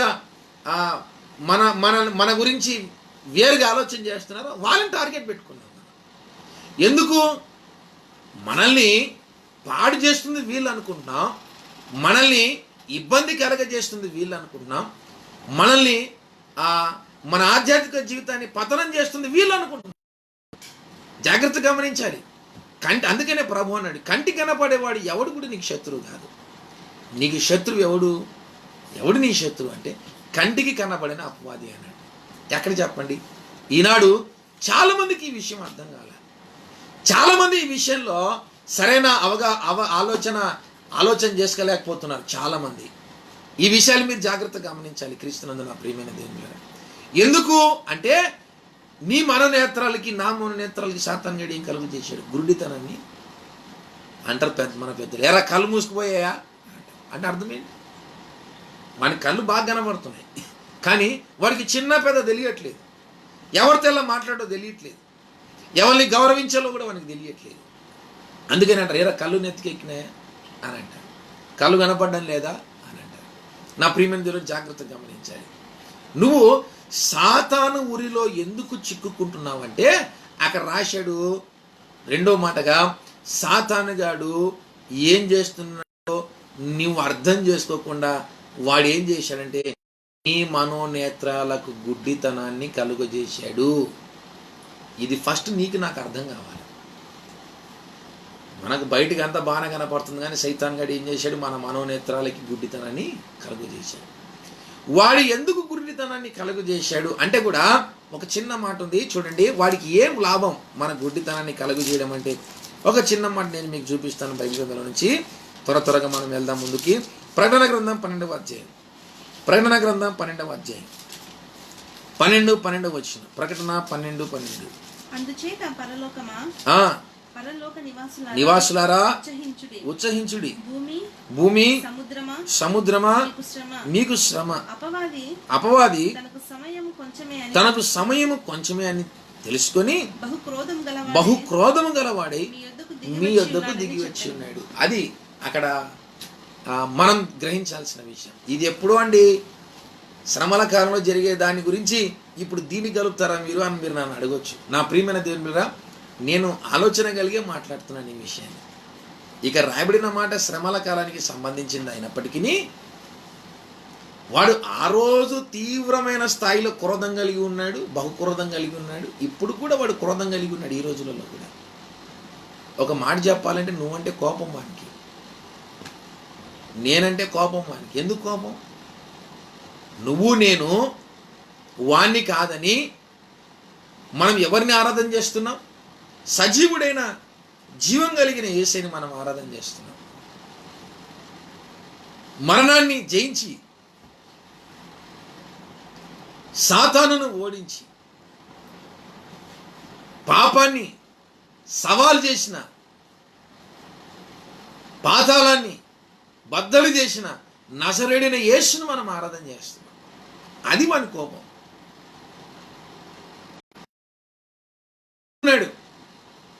నువ్వు యేసయ్యను ఆరాధన చేస్తావా? నీ సంగతి చెప్తాను లేని. అందుకనే నువ్వు ఎన్నిసార్లు వద్దనుకున్నా ఏదో ఒక గాలాన్ని నీకేస్తాడు, ఏదో ఒక ఎర నీకేస్తాడు, ఏదో రకంగా నిన్ను వాడు చెరపట్టాలని వాడు ఆశపడతాడు. ఒకసారి కాదు, 2 సార్లు కాదు. ఇది నీ మరణం సంభవించేంత వరకు, లేదా యేసయ్య రాకడ సంభవించేంత వరకు కొనసాగుతూనే ఉంటుంది. సాతానుగా నీ మీద దాడి చేస్తూనే ఉంటాడు. నా ప్రియమైన దేవునిరా, అయితే దేవునికి స్తోత్రం కలుగుగాక. హల్లెలూయా. ఆ రోజు ఇశ్రాయేలుని వెలుపలికి రప్పించుట కొరకై దేవుడైన యెహోవా ఎలా దిగి వచ్చాడు, ఈరోజు కూడా మనం ఆరాధిస్తున్న మన ప్రభువైన యేసుక్రీస్తు మనల్ని మన బంధకాల నుంచి, సాతాను ఉచ్చుల నుంచి ఆయనే తన మరణ పునరుత్థానము కలిగిన శక్తి ద్వారా, దేవుడు తనకిచ్చిన అధికారము ద్వారా సాతాను యొక్క కట్లను తెంపి మనల్ని వెలుపలికి రప్పించడానికి మన ప్రభు మన కొరకు ఎదురు చూస్తున్నాడు. మరి ఎవరిని దేవుడు వెలుపలికి రప్పించడానికి ఆశపడతాడంటే, ఎంతమంది అయితే ఇశ్రాయేలీలు మోషే మాట విన్నారో వారందరూ ఐగుప్తుల నుంచి బయటకు వచ్చారు. నా ప్రియమైన దేవుని బిడ్డలారా, ఈరోజు కూడా మన కట్లు, మన ఉరులు, మన ఉచ్చులు సాతాను గాని యొక్క పన్నాగాలు అన్నింటి నుంచి మనం బయటికి రావాలంటే తప్పకుండా ఈరోజు నువ్వు యేసయ్య మాట వినాలి, విని తీరాలి. వింటే యేసుక్రీస్తు ప్రభు నీ పక్షాన్ని నిలబడి అద్భుతాలు చేస్తాడు. దేవునికి స్తోత్రం. మొదటిది వెలుపలికి రావాలి. తప్పకుండా సాతాను కబంధ హస్తాల నుంచి విశ్వాసి విడిపించబడాలి. దేవునికి స్తోత్రం. రెండవదిగా ఒక మాట నేను మీకు చూపిస్తాను. ఆ మాట మనం జాగ్రత్తగా గమనిద్దాం. అక్కడే నిర్గమాకాండం 6వ అధ్యాయం. నిర్గమాకాండం 6వ అధ్యాయంలో ఒక మాట ఉంది. ఆ మాటను మనం జాగ్రత్తగా గమనిద్దాం. వెలుపలికి రప్పించి వారి దాసత్యములో నుండి మిమ్మల్ని విడిపించి అని అన్నాడు. వెలుపలికి రప్పించిన ఆయన ఏం చేస్తాడంట? విడిపిస్తాడట. ఆ మాట మీరు జాగ్రత్తగా గమనించాలి. వెలుపలికి రప్పించిన ఆయన నిన్ను విడిపిస్తాడు. నిన్ను విడిపిస్తావంటే అర్థం ఏంటి? ఇప్పుడు బెయిల్ తీసుకొని పోతారు అంటే అర్థం ఏంటి? అతను ఆల్రెడీ ఒక కేసులో అరెస్ట్ అయ్యి అతను జైల్లో ఉన్నాడని అర్థం. బెయిల్ దొరికిందని అంటే అర్థం ఏంటి? అతను ఆల్రెడీ అరెస్ట్ అయ్యి ఒక జైల్లో ఉన్నాడని అర్థం. అంటే విడిపించబడ్డా. అతను విడిపించబడాలి అంటే జామీన్ కావాలి, ఒక బెయిల్ కావాలి. నా ప్రియమైన దేవునిలో జాగ్రత్తగా గమనించాలి. ఈ లోకంలో సాతాను చెరల నుంచి నిన్ను నన్ను విడిపించగలిగిన వాడు ఎవడూ లేడు. విడిపించగలిగింది ఎవరైనా ఉన్నారంటే మనం ఆరాధిస్తున్న మన ప్రభువైన యేసయ్య మాత్రమే. క్రీస్తునందు నా ప్రియమైన దేవుని మీద జాగ్రత్తగా గమనించాలి. ప్రభు అన్నాడు, నేనే నిన్ను విడిపిస్తానన్నాడు. విడిపించడానికి వచ్చాను అన్నాడు. ఈ విషయాన్ని ఒకసారి ఆలోచించి, దేవుడేమో నిన్ను విడిపించి రక్షించి నేను నిత్య జీవానికి నిత్య స్వాస్థానికి వారసురాలుగా చేయాలనుకుంటున్నాడు. నువ్వేం చేస్తున్నావు? ఏమనుకున్నావు? చాలేండి, పరలోకం లేకపోతే చాలేండి, ఏదో గోడ మీద నుంచి అవతల దుంకితే చాలేండి, నరకం తప్పించబడితే చాలేండి, లేకపోతే పరలోకంలో నాకు ఏ మహిమ లేకున్నా నువ్వు అనుకున్నావు. ప్రభు ఏమంటున్నాడు? నిన్ను పరిపూర్ణంగా విడిపించి సాతాను యొక్క కబంధ హస్తాల్లో నుంచి పరిపూర్ణంగా నిన్ను విడిపించి నీకు పరిపూర్ణమైన స్వేచ్ఛనిచ్చి ఆ పరలోక పట్టణంలో ఆ గొప్ప స్వాస్థ్యాన్ని నీకు ఉచితంగా అనుగ్రహించి ఆ మహిమ నీకు ఇవ్వాలనుకున్నాడు. నా ప్రియమైన దేవుని మీద ఆలోచన చేయి. ఏ బంధకాలు బంధించబడ్డాయో వాటన్నిటి నుంచి దేవుడు విడిపించడానికి సామర్థ్యం కలిగిన దేవుడు. ఆయన వెలుపలికి రప్పించగలడు. ఆయన నిన్నేం చేయగలడు? బానిసత్వంలో నుంచి విడిపించగలడు. మూడవ భాగాన్ని మనం చదువుకున్నాం. అక్కడే ఒక మాట అన్నాడు. తరువాత నా బాహువు చాపి 6వ వచనంలో 6:6 నిర్గమకాండం, నా బాహువు చాపి గొప్ప తీర్పులు తీర్చి మిమ్మల్ని విడిపించి అని అన్నాడు. ఆయన ఏం చేస్తారంటే ఫస్ట్ రప్పిస్తాడట బయటికి సాతాను దగ్గర నుంచి. రెండోది విడిపిస్తాడట మనల్ని మన పాపము నుంచి. మూడోది ఏం చేస్తాడంటే పాపము నుంచి విడిపించబడిన మన జీవితంలో గొప్ప కార్యాలు చేస్తాడంట. ఈ విషయాన్ని మీరు జాగ్రత్తగా గమనించాలి. గొప్ప కార్యాలు దేవుడు చెయ్యాలని ఆయన ఆశపడుతున్నాడు. మీకు అర్థం కావడానికి ఒక మాట చెప్తాను. ఇప్పుడు మనం కనుక ఆలోచన చేస్తే ఇప్పుడు ఏమంటాం? ఇది చాలా చిన్నది అండి అంటాం. ఒక చిన్న పూరీలు చూస్తే చాలా చిన్నగా ఉంది అంట. ఒక పెద్ద బిల్డింగ్ చూసామనుకో, బా ఎంత గొప్పగా ఉందండి ఇది అంటాం. అంటే అర్థం ఏంటి? ఇప్పుడు నువ్వు చిన్నిల్లు చూడలేదు, అన్ని పెద్ద పెద్ద ఇల్లు, పెద్ద పెద్ద బిల్డింగ్లు, పెద్ద పెద్దవే చూసుకుంటున్నావు. అంటే నీకు గొప్పవే తెలుసు, ఇక నీకు అల్పమైనవి తెలీదు. నా ప్రియమైన నేను చెప్పాలనుకుంటున్న మాట ఏంటంటే దేవుడు మనలో ప్రతి ఒక్కరి జీవితంలో గొప్ప కార్యాలు చేస్తాడు. గొప్ప గొప్ప అద్భుతాలు చేస్తాడు. గొప్ప గొప్ప సూచక్రియలు చేస్తాడు. గొప్ప గొప్ప గొప్ప గొప్ప కార్యాలు చేస్తాడు. ఆయన ఎంత గొప్పవాడంటే అంత గొప్పవాడు. అంత గొప్ప గొప్ప కార్యం చేస్తాడు. నేను ఒక చిన్న మాట చెప్తాను. అంత గొప్ప కార్యం చేయాలి అని అనుకున్న ఆయన నిన్నేం చేస్తాడంటే తప్పకుండా నీకు తెలియాలి అంటే దానికి సంబంధించిన బాధ నీకు తప్పకుండా పెడతాడు. ఈ విషయాన్ని నువ్వు గుర్తుపెట్టాలి. సాతాను నుంచి మనం వెలుపలికి రప్పించబడి పాపము నుంచి విడిపించబడ్డామంటే మనం అందరం ఆశీర్వాదాలకు వారసులమే. దాంట్లో ఏ విధమైన సందేహం అవసరం లేదు. ఎందుకంటే ప్రభువైన యేసు రక్తం మన మీద ఉంది. మనం వాటి రక్తం ద్వారా కడగబడిన వాళ్ళం. మనం పరలోక పట్టణానికి వారసులం. నిత్య జీవం, నిత్య రాజ్యం మన కొరకే రెడీగా ఉన్నాయి. రెండవది, యేసుక్రీస్తు ప్రభు వలన మనకు అనేక ఆశీర్వాదాలు వచ్చాయి. ఆ ఆశీర్వాదాలలో స్వస్థత ఉంది, ఆశీర్వాదాలలో ఐశ్వర్యం ఉంది, ఆశీర్వాదాలలో మానసిక ప్రశాంతత ఉంది, ఆశీర్వాదాలలో ఆత్మ సంతృప్తి ఉంది, ఆశీర్వాదాలలో పరసంబంధమైన ఆలోచన విధానాలు ఉన్నాయి. అన్నీ పరలోక పట్టణం యొక్క అనేక స్వాస్థ్యాలు కూడా మనకి ఆశీర్వాదాల్లో భాగమే. నేనేమంటున్నానంటే అవన్నీ దేవుడు మన కొరకు ఇస్తాడు, మన కొరకే వాటిని సిద్ధపరిచాడు. దాంట్లో ఏ విధమైన సందేహం అవసరం. అయితే ఈ విషయాన్ని మీరు జాగ్రత్తగా గమనించాలి. దేవుడు ఏదైనా నీ జీవితంలో ఒక గొప్ప కార్యం చేయాలి అని అనుకుంటే తప్పకుండా నిన్ను ఎక్కడ తీసుకెళ్తాడంటే ఆ గొప్ప కార్యానికి వ్యతిరేక దిశలో నిన్ను తీసుకెళ్తాడు. ఆ మాట మీరు జాగ్రత్తగా గమనించండి. నేను ఒక చిన్న మాటని నేను మీకు చూపిస్తాను. అందుకన్నా ముందుగా మనం ధ్యానం చేసుకున్న ఈ అంశంలోనే ఇశ్రాయేలీలకు స్వేచ్ఛ యొక్క, స్వాతంత్రం యొక్క విలువ తెలియజేయడానికి ఇశ్రాయేలీలు ఎంత కఠినమైన బానిసత్వంలోకి వెళ్ళారు. ఆ కఠినమైన బానిసత్వాన్ని వాళ్ళు దేవునికి మొరపెట్టారట. అయ్యా, మేము తట్టుకోలేకపోతున్నాం, మా వల్ల కావట్లేదు, ఈ బ్రతికేదానికన్నా మమ్మల్ని చంపేయి, లేకపోతే మమ్మల్ని బయటికైనా తీసుకురా, మేము మాత్రం ఈ జీవితాన్ని మేము బ్రతకలేకున్నాం, ఇది చాలా కఠినంగా ఉంది, మేము మా పిల్లలు మా జీవితాలు దుర్భరమైన జీవితాన్ని జీవిస్తున్నాం, మాకు స్వేచ్ఛ లేదు, స్వాతంత్రం లేదు, మాకు కానీ మా శరీరాలకు కానీ మా మనసులకు కానీ మా కుటుంబాలకు కానీ మా పిల్లలకు కానీ ఏం లేదయ్యా, మేము ఈ బాధ భరించలేం అని దేవునికి ప్రార్థన చేశారట. అప్పుడు దేవుడు వారిని ఏం చేశాడు? వెలుపలికి ఎంత ఆనందపడ్డారు, ఎంత సంతోషపడ్డారు, ఎంత గాన ప్రతిగానాలు చేసుకుంటూ ఐగుప్తుల నుంచి బయటకు వచ్చారు. అంటే విడుదల రావాలి అంటే ముందుగా ఏం చేశాడు దేవుడు? వారికి స్వేచ్ఛను లేకుండా చేశాడు. అలాగే జాగ్రత్తగా గమనించండి, మనకు తెలిసిన లేఖన భాగాలు ఇవన్నీ నేను మీకు చూపిస్తాను. నా ప్రియమైన దేవునిరా, ఒక్క చిన్న మాట చూపిస్తాను. నిర్గమాకాండం 14:11. సమయం లేదు, త్వరగా మనం ముందుకు వెళ్దాం. నిర్గమాకాండం 14:11. అంతటా వారు మోషేతో, ఐగుప్తులో సమాధులు లేవని ఈ అరణ్యములో చచ్చుటకు మమ్మను రప్పించితివా అని అడిగారు. మీరు జాగ్రత్తగా గమనించండి. అన్నీ చూస్తున్నవాడు ఆయన.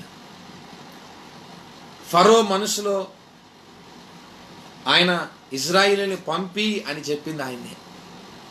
ఫరో మీరు వెళ్ళండి అని అన్నాడు, ఇజ్రాయిల్ అందరూ బయలుదేరి బయటకు వచ్చారు. దేవునికి స్తోత్రం చెప్తున్నారు. బాగా గమనించండి. దేవుడు గొప్ప కార్యాన్ని చేయడానికి ముందు సంకల్పించాడు. దేవునికి తెలుసు ముందు ఎర్ర సముద్రం ఉందన్న విషయం. ఆ ఎర్ర సముద్రం చీల్తది, అందులో నుంచి 6 నెలలు నడుచుకుంటూ వస్తారన్న విషయం కూడా దేవుడికి తెలుసు. కానీ దేవుడు ఏం చేశాడు? ఎనికిల ఫరో లేకోకుంటే ఎర్ర సముద్రం చీలినా కూడా ఇశ్రాయేలుకి పెద్ద అద్భుతంగా కనపడేది కాదు. ఆ మాట మీరు జాగ్రత్తగా గమనించాలి. దేవుని మీద అంతటి కృతజ్ఞత కలిగి వాళ్ళు ఉండేవాళ్ళు కాదు. ఎందుకు వాళ్ళు అంత కృతజ్ఞత కలిగి ఉండాల్సిన పరిస్థితి ఎందుకు ఏర్పడింది అంటే, ఎనికిల ఫరో సైన్యం తరుముతుంది, లోపల ప్రాణభయం పట్టుకుంది. లోపల ప్రాణభయంతో ఇశ్రాయేలీయులు మరలా గజ వణుకుతున్నారు. కొందరేమో దేవునికి స్తోత్రం చెప్తున్నారు, కొందరేమో సనుగుతున్నారు. మోషేమో దేవునికి ప్రార్థన చేస్తున్నాడు. దేవునికి స్తోత్రం. అంటే ఎర్ర సముద్రం చీలాలి అంటే తప్పకుండా ఎనికిల ఫరో సైన్యం తరమాలి. ఇది సూత్రం, మీరు జాగ్రత్తగా మతిపెట్టుకోండి. ఎర్ర సముద్రం చీలాలి అంటే ఎనికిల ఫరో సైన్యం తరమాలి అని అర్థం. ఫరో సైన్యం తరమబడితేనే ఎర్ర సముద్రం ముందు చీలుతుంది. చాలామంది చెప్పే మాట ఏంటన్నా మేము ప్రభు నమ్ముకున్నాం, మాకేంటి కష్టాలు ఇంకా అంటారు, మాకేంటి రోగం పోవట్లేదు ఇంకా అంటారు, మాకేంటి సమస్యలు పోవట్లేదు ఇంకా అంటారు. అమ్మా, ఎర్ర సముద్రం చీలాలి, అద్భుతం జరగాలి అని అనుకుంటే ఇశ్రాయేలీయులు ఎనికిల ఫరో తరిమాడు. ఫరో తరిమితేనే ఇశ్రాయేలు దేవుని ఎడల భారం కలిగి నమ్మకం కలిగి ప్రార్థన చేసేవాడు. అప్పుడు దేవుడు పరలోకంలో నుంచి ఆయన అద్భుత రీతిగా ఇజ్రాయిల్ పక్షాన్ని నిలబడి ఎర్ర సముద్రం 2 పాయలుగా చేశాడు. ఆ మాట చదవండి, ఆ మాట 29వ వచనం, 14:29. 14:29. అయితే ఇశ్రాయేలీలు ఆరిన నేలను సముద్రము మధ్యనున్నప్పుడు ఆ నీళ్లు వారి కుడి ఎడమ ప్రక్కలను గోడవలె నుండెను. ఆ దినమున యెహోవా ఇశ్రాయేలీయుల చేతిలో నుండి, ఐగుప్తీయుల చేతిలో నుండి ఇశ్రాయేలీయుల్ని రక్షించెను. ఇశ్రాయేలీయులు చచ్చిన ఐగుప్తీయులను సముద్ర తీరమున చూచిరి అని ఉంటుంది. అక్కడ సముద్ర తీరాన చూచారట. నేను మరలా చెప్తున్నాను, వెలుపలికి రప్పించిన ఆయన, సాతాను నుంచి, పాపము నుంచి విడిపించిన ఆయన నీ జీవితంలో తప్పకుండా అద్భుతం చేస్తాడు. అద్భుతాలు చేయడానికే నిన్ను నీ పాపం నుంచి విడిపించాడు. ఈ విషయాన్ని గుర్తుపెట్టుకో. మనం ఏమనుకుంటామంటే ఇంక ఏం అద్భుతం జరుగుతలేదురా, ఏమి అద్భుతం జరుగుతుంది, ఉద్యోగం లేదు, ఇటు ఏమి లేదు, నా కుటుంబంలో నెమ్మది లేదు, ఏం లేదు, పాపం చేసుకున్నప్పుడే బాగుంటుండే అని వాళ్ళకి మళ్ళీ పాపంలోకి వెళ్ళిపోతారు. చాలామంది ప్రభు నమ్మిన తర్వాత వాళ్ళ జీవితంలో ఏదో కార్యం జరగట్లేదని మళ్ళీ వెనక్కి వెళ్ళిపోయి మళ్ళీ పాత జీవితాన్ని ప్రారంభించిన వాళ్ళు చాలామంది ఉన్నారు. నా ప్రియమైన దేవుళ్ళరా, వాక్యం మనకు తెలియజేసే మాట ఏంటంటే, వాక్యం మనకు నేర్పించే విషయం ఏంటంటే, అక్కడ స్పష్టంగా రాయబడిన మాట ఏంటంటే, క్రీస్తునందు నా ప్రియమైన దేవుళ్ళరా, నీ వెనకల తరమబడుతున్నారు గనకనే దేవుడు ముందు అద్భుత రీతిగా కార్యం చేశాడు. అక్కడ రాశాడు 14:31 యెహోవా ఐగుప్తీయులకు చేసిన గొప్ప కార్యమును ఇశ్రాయేలీయులు చూచిరి గనుక ఆ ప్రజలు యెహోవాకు భయపడి యెహోవా యందును ఆయన సేవకుడైన మోషే యందును నమ్మకముంచిరి. ఖచ్చితంగా జరుగుతుంది ఇది. గొప్ప కార్యాలు విశ్వాసం తప్పకుండా చూస్తారు. జాగ్రత్త గమనించండి. దాని కింద మనం గమనిస్తే 15:22లోకి వెళ్తే, సూరు అరణ్యములో 3 దినాలు నడిచేటప్పటికంతా వాళ్ళకి నీళ్లు దొరకలేదట. నీళ్లు దొరికాయి కానీ చేదైన నీళ్లు దొరికే తాగలేకపోయారట. అక్కడ కూడా మరలా ఇశ్రాయేలు సనిగారు. నేను అంటాను కదా, మొట్టమొదటి మంచినీళ్ళు ఇవ్వచ్చు కదా దేవుడు, ఎందుకు ఇలా మంచినీళ్ళు? ఎందుకు ఇలా మంచినీళ్ళు అంటే, జాగ్రత్త గమనించాలి. అద్భుతం జరగడానికన్నా ముందు తప్పకుండా వ్యతిరేక దశలో ఏం జరుగుతుంది? ఏదో ఒక మనకు ఇష్టము లేనిది, మనం కోరుకోండి, మనకు నచ్చంది, మనం మెచ్చంది జరుగుతుంది. ఆ విషయాన్ని మనం ఆధ్యాత్మిక జీవితంలో జాగ్రత్త గుర్తుపట్టుకోవాలి. గొప్ప కార్యాలు జరగాలి అని ఎవరైతే కోరుకుంటున్నారో వారికి అందరికీ నేను ఈ విషయాన్ని తెలియజేస్తాను. నీ జీవితంలో నువ్వు గొప్ప కార్యాలు చూడాలనుకున్నావా? అయితే తప్పకుండా నేను చెప్తున్నాను, ఈ విషయాన్ని గమనించు. నువ్వు తప్పకుండా తరమబడతావు, తప్పకుండా చేదైన అనుభవాలు కూడా నువ్వు వెళ్తావు, వెళ్ళాలి కూడా. అది దేవుని యొక్క అనాది సంకల్పం. ఇది ఇశ్రాయేలీలకు దేవుడు నేర్పించిన పాఠం. ఆత్మ సంబంధమైన ఇశ్రాయేలు మనకు కూడా దేవుడు నేర్పిస్తున్న పాఠం అది. నా ప్రియమైన దేవుడు, తప్పకుండా చేదైన అనుభవాల్లోకి వెళ్ళిన తర్వాత దేవుడు వారిని ఎక్కడికి నడిపించాడు? అక్కడేమో చేదుంది. దాని తర్వాత నడిపించాడు. 27వ వచనంలో ఉంది, ఏలీమునకు వారు వచ్చిరి, అక్కడ 12 నీటి బుగ్గలను 70 ఈత చెట్లను నేను. ఈత చెట్లు తీయగా తీపైన అనుభవం ఈత చెట్ల దగ్గర ఉంది. అంతకుముందు ఏమో చేదైన అనుభవాలు అక్కడ ఎనికిల అరణ్యంలో వాళ్ళు చూశారు. నా ప్రియమైన దేవులారా, ఈ విషయాన్ని మీరు జాగ్రత్తగా గమనించాలి. మనం ముందుకెళ్ళి ఈ లేఖన భాగాలు కనుక జాగ్రత్తగా మనం గమనిస్తే 16వ అధ్యాయంలో కూడా అదే మాట అన్నాడు. వాళ్ళకు సీను అరణ్యమునకు వచ్చిన తర్వాత వాళ్ళు సనిగారట. ఎందుకు? వాళ్ళకు మాంసం లేదని. నా ప్రియమైన దేవుడు జాగ్రత్తగా గమనించాలి. దేవుడు ఏమనుకున్నాడు? ఏమి ఇవ్వాలనుకున్నాడు? పరలోకపు మన్నాను వారికి ఆహారంగా ఇవ్వాలనుకున్నాడు. ఇవ్వాలనుకున్నప్పుడు ఆయన ఏం చేశాడు? చుట్టుపక్కల ప్రాంతాల్లో ఏమో బాగా తిని హ్యాపీగా ఉన్నారు. వీళ్ళు ఏం చేస్తున్నారు? కష్టపడి నడుచుకుంటూ వెళ్తున్నారు.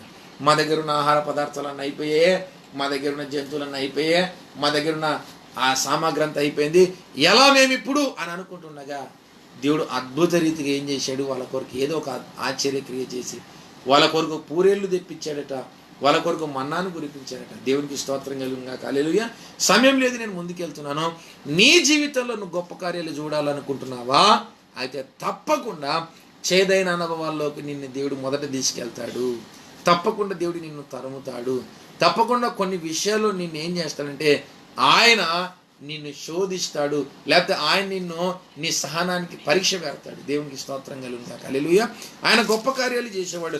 దాని తర్వాత ఒక మాట నేను చెప్తాను, జాగ్రత్తగా మీరు గమనించండి. నిర్గమకాండం 6వ అధ్యాయం, నిర్గమకాండం 6వ అధ్యాయం, అక్కడ మాట 3వది గొప్ప కార్యాలు చేస్తాడట.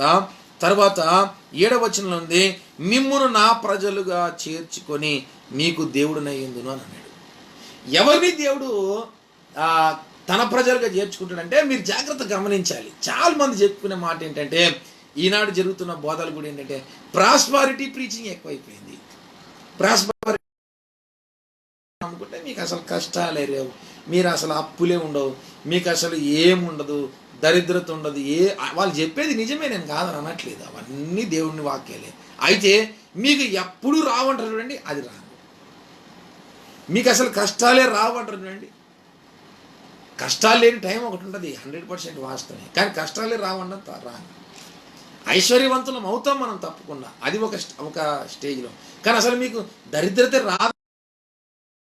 నా ప్రియమైన దేవుడు జాగ్రత్తగా గమనించాలి. వాక్యంలో సుస్పష్టంగా రాశాడు. ఏమని రాశారంటే అక్కడ పరిశుద్ధాత్మ దేవుడు, ఇశ్రాయేలీలు గొప్ప కార్యాల్ని, అంటే ఇశ్రాయేలీల విశ్వాసము పరీక్షించబడిన తర్వాత, ఇశ్రాయేలీల విశ్వాసము దేవుని ఎదుట పరిశోధించబడిన తర్వాత, అప్పుడు ఇశ్రాయేలీని గురించి ఏమంటున్నాడు, వాళ్ళు నా ప్రజలు అవుతారు అంటున్నాడు. జాగ్రత్త గమనించాలి. వాళ్ళు నా ప్రజలు అప్పుడు, వాళ్ళు నా సొత్తు అప్పుడు అని అన్నాడు. క్రీస్తునందు నా ప్రియమైన దేవుని జాగ్రత్త గమనించాలి. నేను ఒక మాట అంటాను కదా, నీ జీవితంలో ఏం గొప్ప కార్యాన్ని నువ్వు అనుభవపూర్వకంగా చూసి తెలుసుకున్నావు? అసలు గొప్ప కార్యం జరగాలని కోరుకున్నావా, లేకపోతే అసలు నేను ఒక కష్టం కూడా రాకూడదండి నాకు, అసలు నేను కష్టాలు వస్తే తట్టుకోలేనండి, అసలు ఇరుకులు ఇబ్బందులు సమస్యలు అబ్బో నాకు అవన్నీ అవమానాలు అబ్బో నాకు అట్లాంటివి ఏం వద్దండి అని అనుకున్నావు అనుకో. నేను ఒక మాట చెప్తున్నాను ఈరోజు, ఒకవేళ నువ్వు శ్రమల గుండా వెళ్ళడానికి ఇష్టపడకపోయినట్లయితే, దేవుని ఉద్దేశాలు, దేవుని సంకల్పాలు నీ జీవితంలో నెరవేర్చుకోవడానికి నీ మనసును నువ్వు సిద్ధపరచుకోకపోయినట్లయితే, నువ్వు దేవుని యొక్క సొత్తుగా, దేవుని యొక్క ప్రజగా, దేవుడు నిన్ను అనుకున్న రీతిగా ఆయన పరలోకంలో నిన్ను అంగీకరించాడన్న విషయం మాత్రం సుస్పష్టం. చూడండి, ఇశ్రాయేలు గురించి ఎంత చక్కని మాట రాశాడు దేవుడు. ఆయన ప్రజలుగా ఉండడానికి దేవుడు ఏం చేశాడంట? 19వ అధ్యాయం, నిర్గమకాండం 19వ అధ్యాయం 5వ వచనం చదవాలి. నిర్గమకాండం 19:5 4 నుంచి చదవండి. నేను ఐగుప్తీయులకు ఏమి చేసితునో మిమ్మును గద్ద రెక్కల మీద మోసి నా యొద్దకు మిమ్మును ఎట్లు చేర్చుకుంటునో మీరు చూచితిరి కదా. కాగా మీరు నా మాట శ్రద్ధగా విని నా నిబంధనను అనుసరించి నడిచిన యెడల మీరు సమస్త దేశ జనుల్లో నాకు స్వకీయ సాంపాద్యము అగుదురు. సమస్త భూమియు నాదే కదా, మీరు నాకు యాజక రూపమైన రాజ్యముగాను పరిశుద్ధమైన జనముగాను ఉందురని చెప్పుము అని అన్నాడు. నా ప్రియమైన దేవుడు జాగ్రత్త గమనించాలి. అక్కడ కూడా అదే, యాజక రూపమైన రాజ్యముగా పరిశుద్ధమైన జనము. ఇదే మాట మనకు క్రొత్త నిబంధన గ్రంథంలో కనపడుతుంది. ఆ మాటను మనం ఒకసారి చదువుకుందాం. క్రీస్తునందు నా ప్రియమైన దేవుడా, ఎందుకంటే వాళ్ళు భౌతికమైన స్థితిలో దేవుని బిడ్డలుగా ఉన్నారు, వారసులుగా ఉన్నారు. మనం ఆత్మ సంబంధమైన స్థితిలో మనం వారసులుగా ఉన్నాం. దేవుడి వాక్యం మనకి అదే తెలియజేస్తుంది. చూడండి, మన గురించి ఏమని రాశాడో పేతురు రాసిన మొదటి పత్రిక 2వ అధ్యాయం 9వ వచనం గురించి రాస్తాడు. అక్కడ ఐగుప్తు అన్నాడు, ఇక్కడ చీకటి అని అన్నాడు. జాగ్రత్త గమనించాలి. ఇక్కడేమో ఐగుప్తు అన్నాడు, ఇక్కడేమో దానికి ఐగుప్తుకు సాదృశ్యం ఏంటి? చీకటి. నా ప్రియమైన దేవుడు జాగ్రత్త గమనించాలి. ఇక్కడేమన్నాడు? నా యొద్దకు చేర్చుకున్నట్లు అన్నాడు. ఇక్కడేమన్నాడు? మీరు వెలుగునొద్దకు వచ్చారు. వెలుగు అంటే దేవుడు అని అర్థం, అంటే యేసయ్య అని అర్థం. పిలిచిన వాని గుణాతిశయములను ప్రచురము చేయ నిమిత్తము, ఇక్కడ మన గురించి రాయబడి ఏర్పరచబడిన వంశమును, రాజులైన యాజక సమూహమును, పరిశుద్ధ జనమును, దేవుని సొత్తైన ప్రజలు అని అన్నాడు. వీళ్ళకేమో 2 భాగాలు ఇచ్చాడు దేవుడు. అదే మాటలే మనకు యాజక రూపమైన రాజ్యం అన్నాడు, పరిశుద్ధ జనం అన్నాడు. మన దగ్గరికి వచ్చేటప్పటికంతా ఏమన్నాడు? కొన్ని విషయాలు చెప్తున్నాడు. ఏర్పరచబడిన వంశం అంట, మనం రాజులైన యాజకులం అంట, పరిశుద్ధ జనం అంట, దేవునికి సొత్తైన ప్రజలం అంట. ఇంకొక 2 అడిషనల్ కలిపి మనకు చెప్పాడు. ఎప్పుడు అయితే మనం దేవుడు మనల్ని తన ప్రజలకు అంగీకరిస్తాడంటే జాగ్రత్తగా గమనించాలి. గొప్ప కార్యాలు జరిగినప్పుడు కాదు, ఆ గొప్ప కార్యాలు జరగక ముందు దేవుడు మనల్ని ఇబ్బంది కొలిమిలో వేసి పరిశీలన చేసినప్పుడు, పరిశోధన చేసినప్పుడు మనం శుద్ధ సువర్ణముగా మన విశ్వాసాన్ని కాపాడుకొని, భక్తి జీవితాన్ని కాపాడుకొని, ప్రభు రాకడ కొరకే మనల్ని సిద్ధపరచుకోవడానికి నడుము కట్టుకున్నప్పుడు దేవుడు ఎస్, మీరు నా ప్రజలు, మీరు నా సొత్తు, మీరు ఏర్పరచబడిన వారు, మీరు రాజులైన యాజకులు, పరిశుద్ధ జనులని మనల్ని గురించి దేవుడు సాక్ష్యం ఇస్తాడట. దేవునికి స్తోత్రం కలుగుగాక. హల్లెలూయా. క్రీస్తునందు నా ప్రియమైన దేవుని మీద చాలామంది మనలో అనుకుంటాం, ఏముందండి నేను బాప్తిసం తీసుకున్నాను, నేను ప్రభువుల్లో చేయేస్తున్నాను, దశమ భాగం ఇస్తున్నాను, నాకు తిరుగులేదండి, పరలోకమంతా నాది అనుకుంటారు. కాదు కాదు నా ప్రియమైన దేవుని మీద వాక్యం చెప్తున్న మాట, పాపము నుంచి విడిపించబడిన నీవు అనేకమైన శ్రమల గుండా పరిస్థితుల గుండా, నీకు వ్యతిరేకమైన అనుభవాల గుండా, నీకు ఇష్టము లేని మార్గాల గుండా దేవుడు నేను తీసుకెళ్తాడు. యోసేపు ఎప్పుడు అనుకోలే గోతుల పడాలని, యోసేపు ఎప్పుడు అనుకోలే అమ్మివేయబడాలని, యోసేపు ఎప్పుడు అనుకోలే చేయని ఆ నేరం మీద పడుతుందని, యోసేపు ఎప్పుడు అనుకోలే మరలా చెరసాల్లో తను అలా వేయబడతాను, యోసేపు ఎప్పుడు అనుకోలే తన జీవితంలో ఇలాంటి సిచ్యువేషన్ జరుగుతాయని. కానీ యోసేపును దేవుడు తీసుకెళ్ళినప్పుడు యోసేపు తల వంచి దేవునికి తన జీవితాన్ని అప్పగించుకున్నాడు కనుక యోసేపును దేవుడు ఏం చేశాడు, సింహాసనం మీద కూర్చుండబెట్టాడు. అంటే శ్రమ లేనిదే సింహాసనం లేదు, శ్రమ పెట్టబడని అనుభవాలు లేనిదే కిరీటం ఏమొస్తుంది నీకు? చిన్న అవమానాన్ని తట్టుకోవాలి. అన్నం అనుకో అయిపోయాక మాటలు బంద్ చేస్తాం, మాటలు మాట్లాడడం మానేస్తాం. నీ నెత్తి మీద టోపీలు పెట్టేటాలంటే నీకు చాలా ఇష్టం, మంచి మాటలు చెప్తారు, నీ గురించి పొగుడుతారు కదా, నెత్తి మీద పెట్టిపోతారన్న విషయం మాత్రం మనకు తెలియదు. నా ప్రియమైన జాగ్రత్త గమనించాలి. వాక్యం మనకు నేర్పిస్తున్నమాట, సాతాను నుండి వెలుపలికి రావాలి, పాపము నుండి విడిపించబడాలి. మన విశ్వాసము పరీక్షకు నిలబడినప్పుడు, మనం విశ్వాస పరీక్షలు గెలిస్తే గొప్ప కార్యాలు మన జీవితంలో చూడాలి. మన విశ్వాసము శుద్ధ సువర్ణంగా మార్చబడుతున్నప్పుడు మాత్రం మనల్ని దేవుడు ఏం చెప్తాడు, నా సొత్తైన ప్రజలు అంటాడు. నా సొత్తైన ప్రజలు వీళ్ళు అంటాడు. ఆయన సొత్తైన ప్రజలకే దేవుడు ఏం చేస్తాడు? ఆ నాలుగో మాట, అదొక మాట చదువుకుందాం, మనం ముగించుకుందాం. నాలుగో మాట 6వ అధ్యాయంలో 8వ వచనం. 8 నేను అబ్రహాము, ఇస్సాకు, యాకోబులకు ఇచ్చేదనని చెయ్యెత్తి ప్రమాణము చేసిన ఆ దేశములోనికి మిమ్మల్ని రప్పించి దాన్ని మీకు స్వాస్థ్యముగా ఇచ్చేదను, నేను యెహోవానని చెప్పుమనగా మోషే ఇశ్రాయేలీయులతో అలాగూ చెప్పాను. జాగ్రత్తగా గమనించాలి. నేనే ఈ మాట చెప్తున్నాను, అబ్రహాము, ఇస్సాకు, యాకోబు చెప్పాను, ప్రమాణం చేశాను, ఆ మాట చొప్పు నేను ఇస్తాను స్వాస్థ్యాన్ని, ఈ పాలు తేనెలు ప్రవహించి కనాను దేశమంతా నేను మీకు ఇస్తానని చెప్పేసి చెప్పినప్పుడు వాళ్ళు చాలా సంతోషపడ్డారు. దేవునికి స్తోత్రం కలుగుగాక. హల్లెలూయా. క్రీస్తునందు నా ప్రియమైన దేవుని, ఈ విషయాన్ని మీరు జాగ్రత్తగా గమనించాలి. ఎప్పుడు స్వాస్థ్యం సాతాను నుంచి నువ్వు వెలుపలికి వస్తేనే స్వాస్థ్యం. ఎప్పుడు స్వాస్థ్యం పాపము నుంచి విడిపించబడితేనే స్వాస్థ్యం. ఎప్పుడు స్వాస్థ్యం ఇదిగో ఇబ్బంది అనే కొలిమిలో దేవుడు నిన్ను వేసి పరీక్షించినప్పుడు నువ్వు శుద్ధ సువర్ణంగా మారితేనే నీకు స్వాస్థ్యం. క్రీస్తునందు నా ప్రియమైన దేవుని, ఒక చిన్న మాట నేను చెప్పి నేను ముగిస్తాను. ఇశ్రాయేలు స్వాస్థ్యాన్ని పొందుకోవడం అంత ఈజీ విషయం ఏం కాలేదు.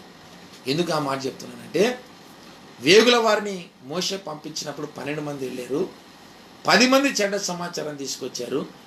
కాలేబు, యెహోషువలు మాత్రం మంచి సాక్ష్యాన్ని తీసుకొచ్చారు, మంచి సమాచారాన్ని తీసుకొచ్చారు. నా ప్రియమైన దేవునిలో జాగ్రత్తగా గమనించాలి. వాడు తీసుకొచ్చిన చెడ్డ సాక్ష్యాన్ని బట్టి ఇశ్రాయేలు 40 సంవత్సరాలు అరణ్యంలో వాడు తిరిగారని వాక్యంలో మనకు రాయబడిన మాట. యెహోషువ కూడా 6 సంవత్సరాలు కనాను దేశంలో వాళ్ళకి యుద్ధం చేయాల్సి వచ్చింది.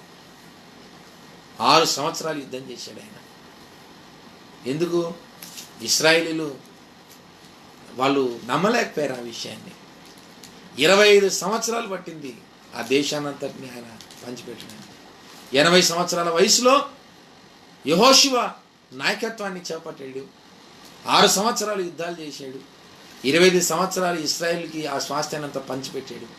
110 సంవత్సరాల వయసులో ఆయన ప్రభు దగ్గరికి వెళ్ళిపోయాడు ఆ పరలోకపు స్వాస్థ్యాన్ని స్వతంత్రించుకోవడానికి. నా ప్రియమైన దేవుడు, నేను చెప్పే విషయం ఏంటంటే, నేను స్వాస్థ్యాన్ని దేవుడు మనకి ఇవ్వాలనుకుంటున్నాడు. మరి ఆ పరలోకపు స్వాస్థ్యాన్ని నువ్వు పొందుకోవాలనుకుంటావో, భూలోకంలో నా స్వాస్థ్యమే నాకు ప్రాముఖ్యమని భూ సంబంధమైన వాటి మీద మనసు పెట్టుకుంటావో నీ ఇష్టం. కొంతమంది చెప్తుంటే నాకు ఆశ్చర్యం వేస్తుంది. ఏంటి అంటే, గతించిన కాలం ఇక చాలును అంటే, చాలామంది రక్షించబడిన వాళ్ళు ఎట్టున్నారంటే, లోకాన్ని స్వతంత్రించుకోవడం మీద మనసు పెట్టుకొని లోకాశల మీద ఆ దృష్టి పెట్టిన తప్పిపోయిన కుమారుల్లో ఉన్నారంటే చాలామంది. దైవజనులు ఈ మాట చెప్తారు. ఈనాడు అనేక మంది క్రైస్తవుల పరిస్థితి, విశ్వాసుల పరిస్థితి, ఏర్పరచబడిన జనాంగంగా ఉన్న పరిస్థితి ఎట్లుందంటే, తప్పిపోయిన కుమారుని మనసు కలిగి లోకాన్ని సంపాదించుకుందాం, లోకాన్ని స్వతంత్రించుకుందాం, ఇంకా లోకాన్ని అనుభవిద్దాం, లోక సంబంధమైన విషయాల మీద మనసు పెట్టుకుందాం అన్న మనసే ఉందట. క్రీస్తునందు నా ప్రియమైన దేవుడా, అలాంటి మనసు నీకుంటే దేవుడు పరలోకాన్ని మనకు స్వాస్థ్యం గీయడు. ప్రకటన గ్రంథం ఆ 2, 3, 4 అధ్యాయాలు మనం కనుక జాగ్రత్తగా గమనిస్తే అక్కడ చాలా విషయాలు రాశాడు. ఎప్పుడు మీతో ఈ విషయాలు చెప్తుంటాను. దేవుడు అంటున్నాడు అక్కడ, ఏమంటున్నాడు? కిరీటాలు ఇస్తాడట, సింహాసనం ఇస్తాడట, కొత్త పేరు ఇస్తాడట, వేకువ చుక్కని ఇస్తాడట, జనముల మీద మనకు అధికారాన్ని ఇస్తాడట. దేవుడు ఎన్నో ఎన్నో మన కొరకే పరలోకంలో స్వాస్థ్యంగా ఇవ్వాలని ఆయన సిద్ధపరుస్తున్నాడు. మనం ఏమనుకున్నాం? భూలోకంలో నాకు ఇది ఇయ్యలేదు, భూలోకంలో నాకు అది ఇయ్యలేదు, నేను అనుకున్నది జరగలేదు, నేను నా ఎడల దేవుని ఉద్దేశాలు సరిగా లేవు, నేను దేవుని చిత్తాన్ని ఇంత చేస్తున్నా కానీ నాకేం మేలు జరగట్లేదు అని నువ్వు అనుకుంటున్నావు. కానీ నా ప్రియమైన దేవుని మీద ఏ విషయంలో నువ్వు కృంగిపోవద్దు. అంత దేవుని చిత్తమే. మనకు అనుకూలంగా ఉన్నా అననుకూలంగా ఉన్నా దేవుడు ఏదో ఒక ప్రణాళిక కలిగి ఆయన మనల్ని ఆ మార్గం గుండా నడిపిస్తాడు. ఎందుకు? గొప్ప కార్యాలు చేయడానికి. అనేకమైన అద్భుతాలు నీ జీవితంలో జరిగాయి, అనేకమైన అద్భుతాలు నా జీవితంలో జరిగాయి. వాటిని మనం మననం చేసుకున్నప్పుడు, ధ్యానం చేసినప్పుడు తప్పకుండా చెప్పగలం, నా దేవుడు గొప్పవాడు, నన్ను విడిపిస్తాడు. కానీ ఆ గొప్ప కార్యాలు నీ దృష్టికి రాకుండా సాతానుగాడు నీ మనోనేత్రాలు గుడ్డితనాన్ని కలుగజేశాడు కనుక నీకు ఆలోచనలు తప్పిపోయి నీ సొంత నిర్ణయాలకి, సొంత ఆలోచనలకి, సొంత దానికి ప్రాధాన్యతని ఇస్తున్నావు కనుక నువ్వు అనుకున్నది జరగట్లేదు. కానీ నా ప్రియమైన దేవుని మీద ప్రభు ఈరోజు మాట్లాడుతున్నాడు. ఆ పరలోకంలో దేవుడు ఆ గొప్ప స్వాస్థ్యాన్ని మనకి ఇవ్వాలని ఆశపడుతున్నాడు. ఇస్తాడు తప్పకుండా. ఇశ్రాయేలుకి 12 గోత్రాల వారికి ఆ కనాను దేశాన్ని అంతటిని పంచిచ్చిన దేవుడు మనకెందుకు పరలోకాన్ని స్వాస్థ్యం ఇవ్వడు? ఆయన పదే చెప్పాను, లేని ఎడల నేను మీతో చెప్పుదును, నా తండ్రి ఇంట అనేక నివాసాలు గలవు, నేను తండ్రి యొద్దకు వెళ్ళి నేను మరలా తిరిగి వస్తాను, నేనుండి స్థలములో మీరు నుండిలాగున నేను మిమ్మల్ని మరలా పరలోకానికి తీసుకెళ్తానని చెప్పాడు. మాట ఇచ్చిన దేవుడు మాట తప్పేవాడు కాదు. ఆయన లేచి నిలబడ్డాడు, ద్వారం దగ్గరే ఉన్నాడు, వేదనలు ప్రారంభమయ్యాయి, శ్రమలు ప్రారంభమయ్యాయి. ఇక సిద్ధపడాల్సింది నువ్వు నేనే. ప్రభు రాకడ బహు సమీపంగా ఉంది. బాప్తిసం లేని వాళ్ళు బాప్తిసం కొరకు సిద్ధపడండి. విశ్వాసంలో బలహీనంగా ఉన్న వాళ్ళు మీ విశ్వాసాన్ని కట్టుకోవడానికి మీరు సిద్ధపడండి. ఆత్మ సంబంధమైన అనుభవాల ఎడల ఆసక్తి లేని వాళ్ళు లోకం మీద ఉన్న ఆసక్తిని తగ్గించుకొని ఆత్మ సంబంధమైన విషయాల మీద ఆసక్తిని పెంచుకోండి. లోకాన్ని అనుభవించే గతించిన కాలమే చాలును. క్రిందున్న వాటి మీద మనసు పెట్టుకోవద్దు, పైన వాటి మీద మనసు పెట్టుకోండి. ఇవన్నీ విషయాల్ని మనం ఆలోచన చేసి అవగతం చేసుకున్నట్లయితే దేవుడు తప్పకుండా మనతో మాట్లాడతాడు. దేవుడు తప్పకుండా మనల్ని దర్శిస్తాడు. ఆ పరలోకం పట్టణం మీద దేవుడు తప్పకుండా మనకు మనస్సును నిలపడానికి ప్రభు కృప చూపిస్తాడు. తప్పకుండా దేవుడు మనలో ఏదో ఒక కార్యాన్ని ఆయన చేసి మన జీవితాన్ని గణపరుస్తాడు. దేవునికి స్తోత్రం కలుగును గాక. క్రీస్తునందు నా ప్రియమైన దేవుని బిడ్డలారా, మరి ఆ స్వాస్థ్యాన్ని స్వతంత్రించుకోవడానికి నువ్వెట్లా సిద్ధపడుతున్నావో నిన్ను పరిశీలన చేసుకో, నన్ను నేను పరిశీలన చేసుకుంటున్నాను. ఒకటి మాత్రం వాస్తవం, దేవుడు ఇవ్వాలనుకున్న స్వాస్థ్యాన్ని తప్పకుండా నీకు ఇవ్వడానికి ఆయన సమర్థుడు. ఒకవేళ నీ అంతకు నువ్వు పోగొట్టుకుంటే చెప్పలేవు. ఆయనైతే నీకోసం తీసిపెట్టాడు. ఇప్పుడు మా నాన్న నాకు ఆస్తి ఇచ్చినాడు, నేను వద్దనుకుంటే అది నా దరిద్రం. నాకు వద్దు పో అనుకుంటే నా దరిద్రం. మానానేమో తీసిపెట్టాడు. అలాగే పరలోకంలో దేవుడు కూడా నీ ఎడల ప్రేమ కలిగి అన్ని తీసిపెట్టాడు. నువ్వు ఈ వాక్యానికి అనుగుణంగా మన జీవితాన్ని మనం కట్టుకుంటే వాటిని మనం స్వతంత్రించుకోగలుగుతాం. దేవునికి స్తోత్రం కలిగింది. హల్లెలూయా. గనుక సాతాను స్వాధీనం నుంచి బయటికి వద్దాం. దేవుడు రప్పిస్తాడు. పాపము నుంచి మనం విడిపించబడదాం, కట్ల నుంచి విడిపించబడదాం. మూడోదిగా, క్రీస్తునందు నా ప్రియమైన దేవుని బిడ్డలారా, దేవుని కొరకు గొప్ప కార్యాల్ని మనం దేవుని ద్వారా పొందుకునేటట్లుగా మన విశ్వాసం పరీక్షించబడుతున్నప్పుడు సహనంతో, ఓపికతో, ప్రార్థన కలిగి దేవుని దగ్గర కనిపెడదాం. తద్వారా దేవుడు మనల్ని తన సొత్తైన ప్రజలుగా ఏర్పరచుకున్న పిదప ఆయన మాట చొప్పున జీవిస్తూ తుద వరకు మనం మన అంతరాత్మను ప్రభు ఎదుట మన మనస్సాక్షిని కాపాడుకుంటూ బ్రతుకుతాం. ఆఖరిగా మన జీవితంలో దేవుడు మన కొరకై ఇవ్వాలని సిద్ధపరిచిన పరలోక పట్టణంలో స్వాస్థ్యాన్ని మనం స్వతంత్రించుకుందాం. రండి, కళ్ళు మూసుకుందాం, చిన్న ప్రార్థన చేసుకుందాం. మహాగణుడమైన తండ్రి, పరిశుద్ధుడమైన దేవ, మీ పాదాలకు వేవేల కృతజ్ఞతలైనా. మీరు ఎంతైనా నమ్మదగిన దేవుడి తండ్రి, ఈరోజు మీరు మాట్లాడిన ప్రతి మాటను బట్టి మీకు స్తోత్రాలు చెల్లిస్తున్నాను. అవును ప్రభా, ఇశ్రాయేలీలు మాకు ఛాయిగా ఉన్నారు నైనా. మేము ఆత్మ సంబంధమైన ఇశ్రాయేలీలని నైనా ఆ రోజు వారిని ఫరో దాసత్వంలో నుంచి వెలుపలికి రప్పించుట కొరకై, అదే రీతిగా అయ్యా ఆ సంఖ్యల నుంచి విడిపించుట కొరకై నైనా, వారి కొరకే గొప్ప కార్యాలు చేయుట కొరకై, అదే రీతిగా వారిని మీ సొత్తైన ప్రజలుగా ఏర్పరచుట కొరకై నైనా తండ్రి, అన్నిటికన్నా మిన్నగా మీరు అనుకున్నట్లుగా వారిని పాలుతెనలో ప్రవహించి దేశానికి స్వాస్థ్యానికి వారసులుగా వారిని నిర్ణయించి వారిని అనుగ్రహించుట కొరకే మీరు దిగి వచ్చి ఉన్నారు తండ్రి. ఆ విషయాలు మీరు మోషతో చెప్పారు. అక్షరాల మేము కూడా ఆత్మ సంబంధమైన ఇశ్రాయేలునైనా మమ్మల్ని అయితే మీరు సాతాను చెరలో నుంచి వెలుపలికి రప్పించాలనుకున్నారు. పాపం అనే అయ్యా కఠినమైన దాసత్వంలో నుంచి మమ్మల్ని బయటికి విడిపించాలనుకున్నారు. అయ్యా మమ్మల్ని కూడా నాయనా తండ్రి, మా విశ్వాసాన్ని పరీక్షించి పరిశోధించి మమ్మల్ని అయ్యా తండ్రి ప్రభా మా విశ్వాసాన్ని శుద్ధ స్వర్ణంగా మార్చడం ద్వారా గొప్ప గొప్ప కార్యాలు మా జీవితంలో కూడా మీరు చేయాలని ఆలోచన కలిగి ఉన్నారు. అయ్యా మా విశ్వాసం పరీక్షించబడి మేము ఆత్మీయతను నేర్చుకున్నట్టు తోడనే మమ్మల్ని కూడా మీరు మీ సొత్తైన ప్రజగా ఏర్పరచబడిన వంశముగా, రాజులైన యాజకులుగా, పరిశుద్ధ జనంగా మార్చాలనుకున్నారు. పరలోకంలో మా కొరకే స్వాస్థ్యాన్ని సిద్ధపరిచి ఆ పరలోకపు మహిమను మీరు మాకు ఇవ్వాలనుకున్నారు. అందును బట్టి మీకు స్తోత్రాలైనా. ఈ మాటల్ని దీవించి ఆశీర్వదించండి. సంఘ బిడ్డలు ఎంతమంది ఏకీభవించారో వారందరి ఎడల మీకున్న ఉద్దేశాలు మీరు నెరవేర్చుకోండి ప్రభా. అయ్యా నేను స్వాస్థ్యాన్ని ఇస్తాను అన్న ఈ వాగ్దానాన్ని మేము గట్టిగా చేతపట్టుకొని, అది భౌతికమైనదైనా, అది నైనా పరసంబంధమైనదైనా, ఏదైనా ఆ వాగ్దానానికి అనుగుణంగా మేము జీవించి వాటిని స్వతంత్రించుకునే కృపను, ధన్యతను, భాగ్యాన్ని మీరు మాకు ప్రసాదించమని, అయ్యా వాక్య ధ్యానములో ప్రార్థనలు ఏకీభవించిన మీ బిడ్డలందరినీ నూరంతలుగా ఫలింపజేయమని ఈ ప్రార్థన వినందుకే కృతజ్ఞతాస్తులు చెల్లిస్తూ నజరుడైన యేసుక్రీస్తు ప్రభు పేరటి ప్రార్థన బహువినయంగా అడిగి వేడుకొనుచున్నాము తండ్రి. ఆమేన్. దేవునికి స్తోత్రం. ఒక్క క్షణం అందరూ కళ్ళు మూసుకుందాం.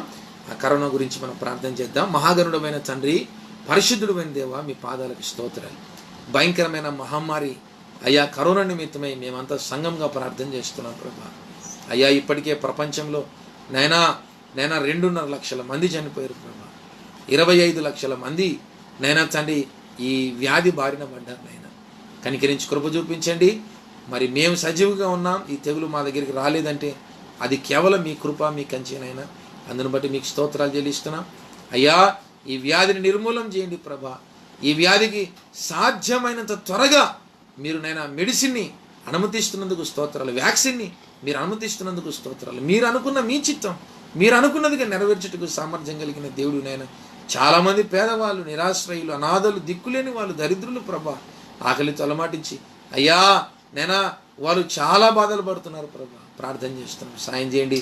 ఈ వ్యాధి సోకిన వారిని కూడా ధైర్యపరిచి వారికి కూడా రక్షణ మార్గం బోధించి వారిని కూడా పరలోక రాజ్యానికి వారసులుగా మీరు తీర్చిదిద్దమని అయ్యా మీ ప్రియులైన అయ్యా సంఘ బిడ్డల చుట్టూ మీరు కంచె వేసి వారు తినే ఆహారం, తాగే పానీయం, పీల్చే గాలి, ముట్టుకునే ప్రతి వస్తువును పరిశుద్ధపరచమని అయ్యా మీ చిత్తమైతే సాధ్యమైనంత త్వరగా మేము మరలా సహవాసంగా మీ మందిరంలో కలిసి ఏకమనసుతో, ఆత్మతో, సత్యముతో ఆరాధన చేసి అయ్యా మీ స్వరాన్ని వినే కృపను, ధన్యతను, భాగ్యాన్ని మీరు మాకు ప్రసాదించమని మా ప్రియ పిల్లలందరినీ నిండు మనసుతో దీవించి ఆశీర్వదించమని యేసు నామమున ప్రార్థన అడుగుచున్నాం తండ్రి. ఆమేన్. దేవునికి స్తోత్రం. మన ప్రభువైన యేసుక్రీస్తు నామమున నా వందనాలు తెలియజేస్తున్నాను. క్రీస్తునందు నా ప్రియమైన దేవుని బిడ్డలారా, ఈ ఆరాధన, ఈ లైవ్ కార్యక్రమం ముగిసిన వెంటనే మీరు నాకు ఫోన్ చేయండి. నేను ఫోన్లో మీకు ప్రార్థన చేస్తాను. ఈ విషయంలో బయట జరుగుతున్న పరిస్థితులన్నిటి గురించి మరోసారి మిమ్మల్ని హెచ్చరిస్తున్నాను. జాగ్రత్తగా ఉండండి, ప్రార్థనలో ఉండండి, బైబిల్ని ధ్యానిస్తూ ఉండండి. దేవుడు మిమ్మల్ని, మీ కుటుంబాన్ని, మీకు కలిగిన సమస్తాన్ని దేవుడు నిండారుగా దీవించి ఆశీర్వదించును గాక. మన పరమ తండ్రి ప్రేమ, ప్రభువైన యేసుక్రీస్తు కృప, పరిశుద్ధాత్మని యొక్క సన్నిధి సహవాసం మనకున్న మన వల్ల సకల పరిశుద్ధులకు ఇది మొదలుకొని సదాకాలం వరకు తోడైండి నడిపించును గాక. ఆమేన్. Praise the lord. అందరికీ వందనాలు.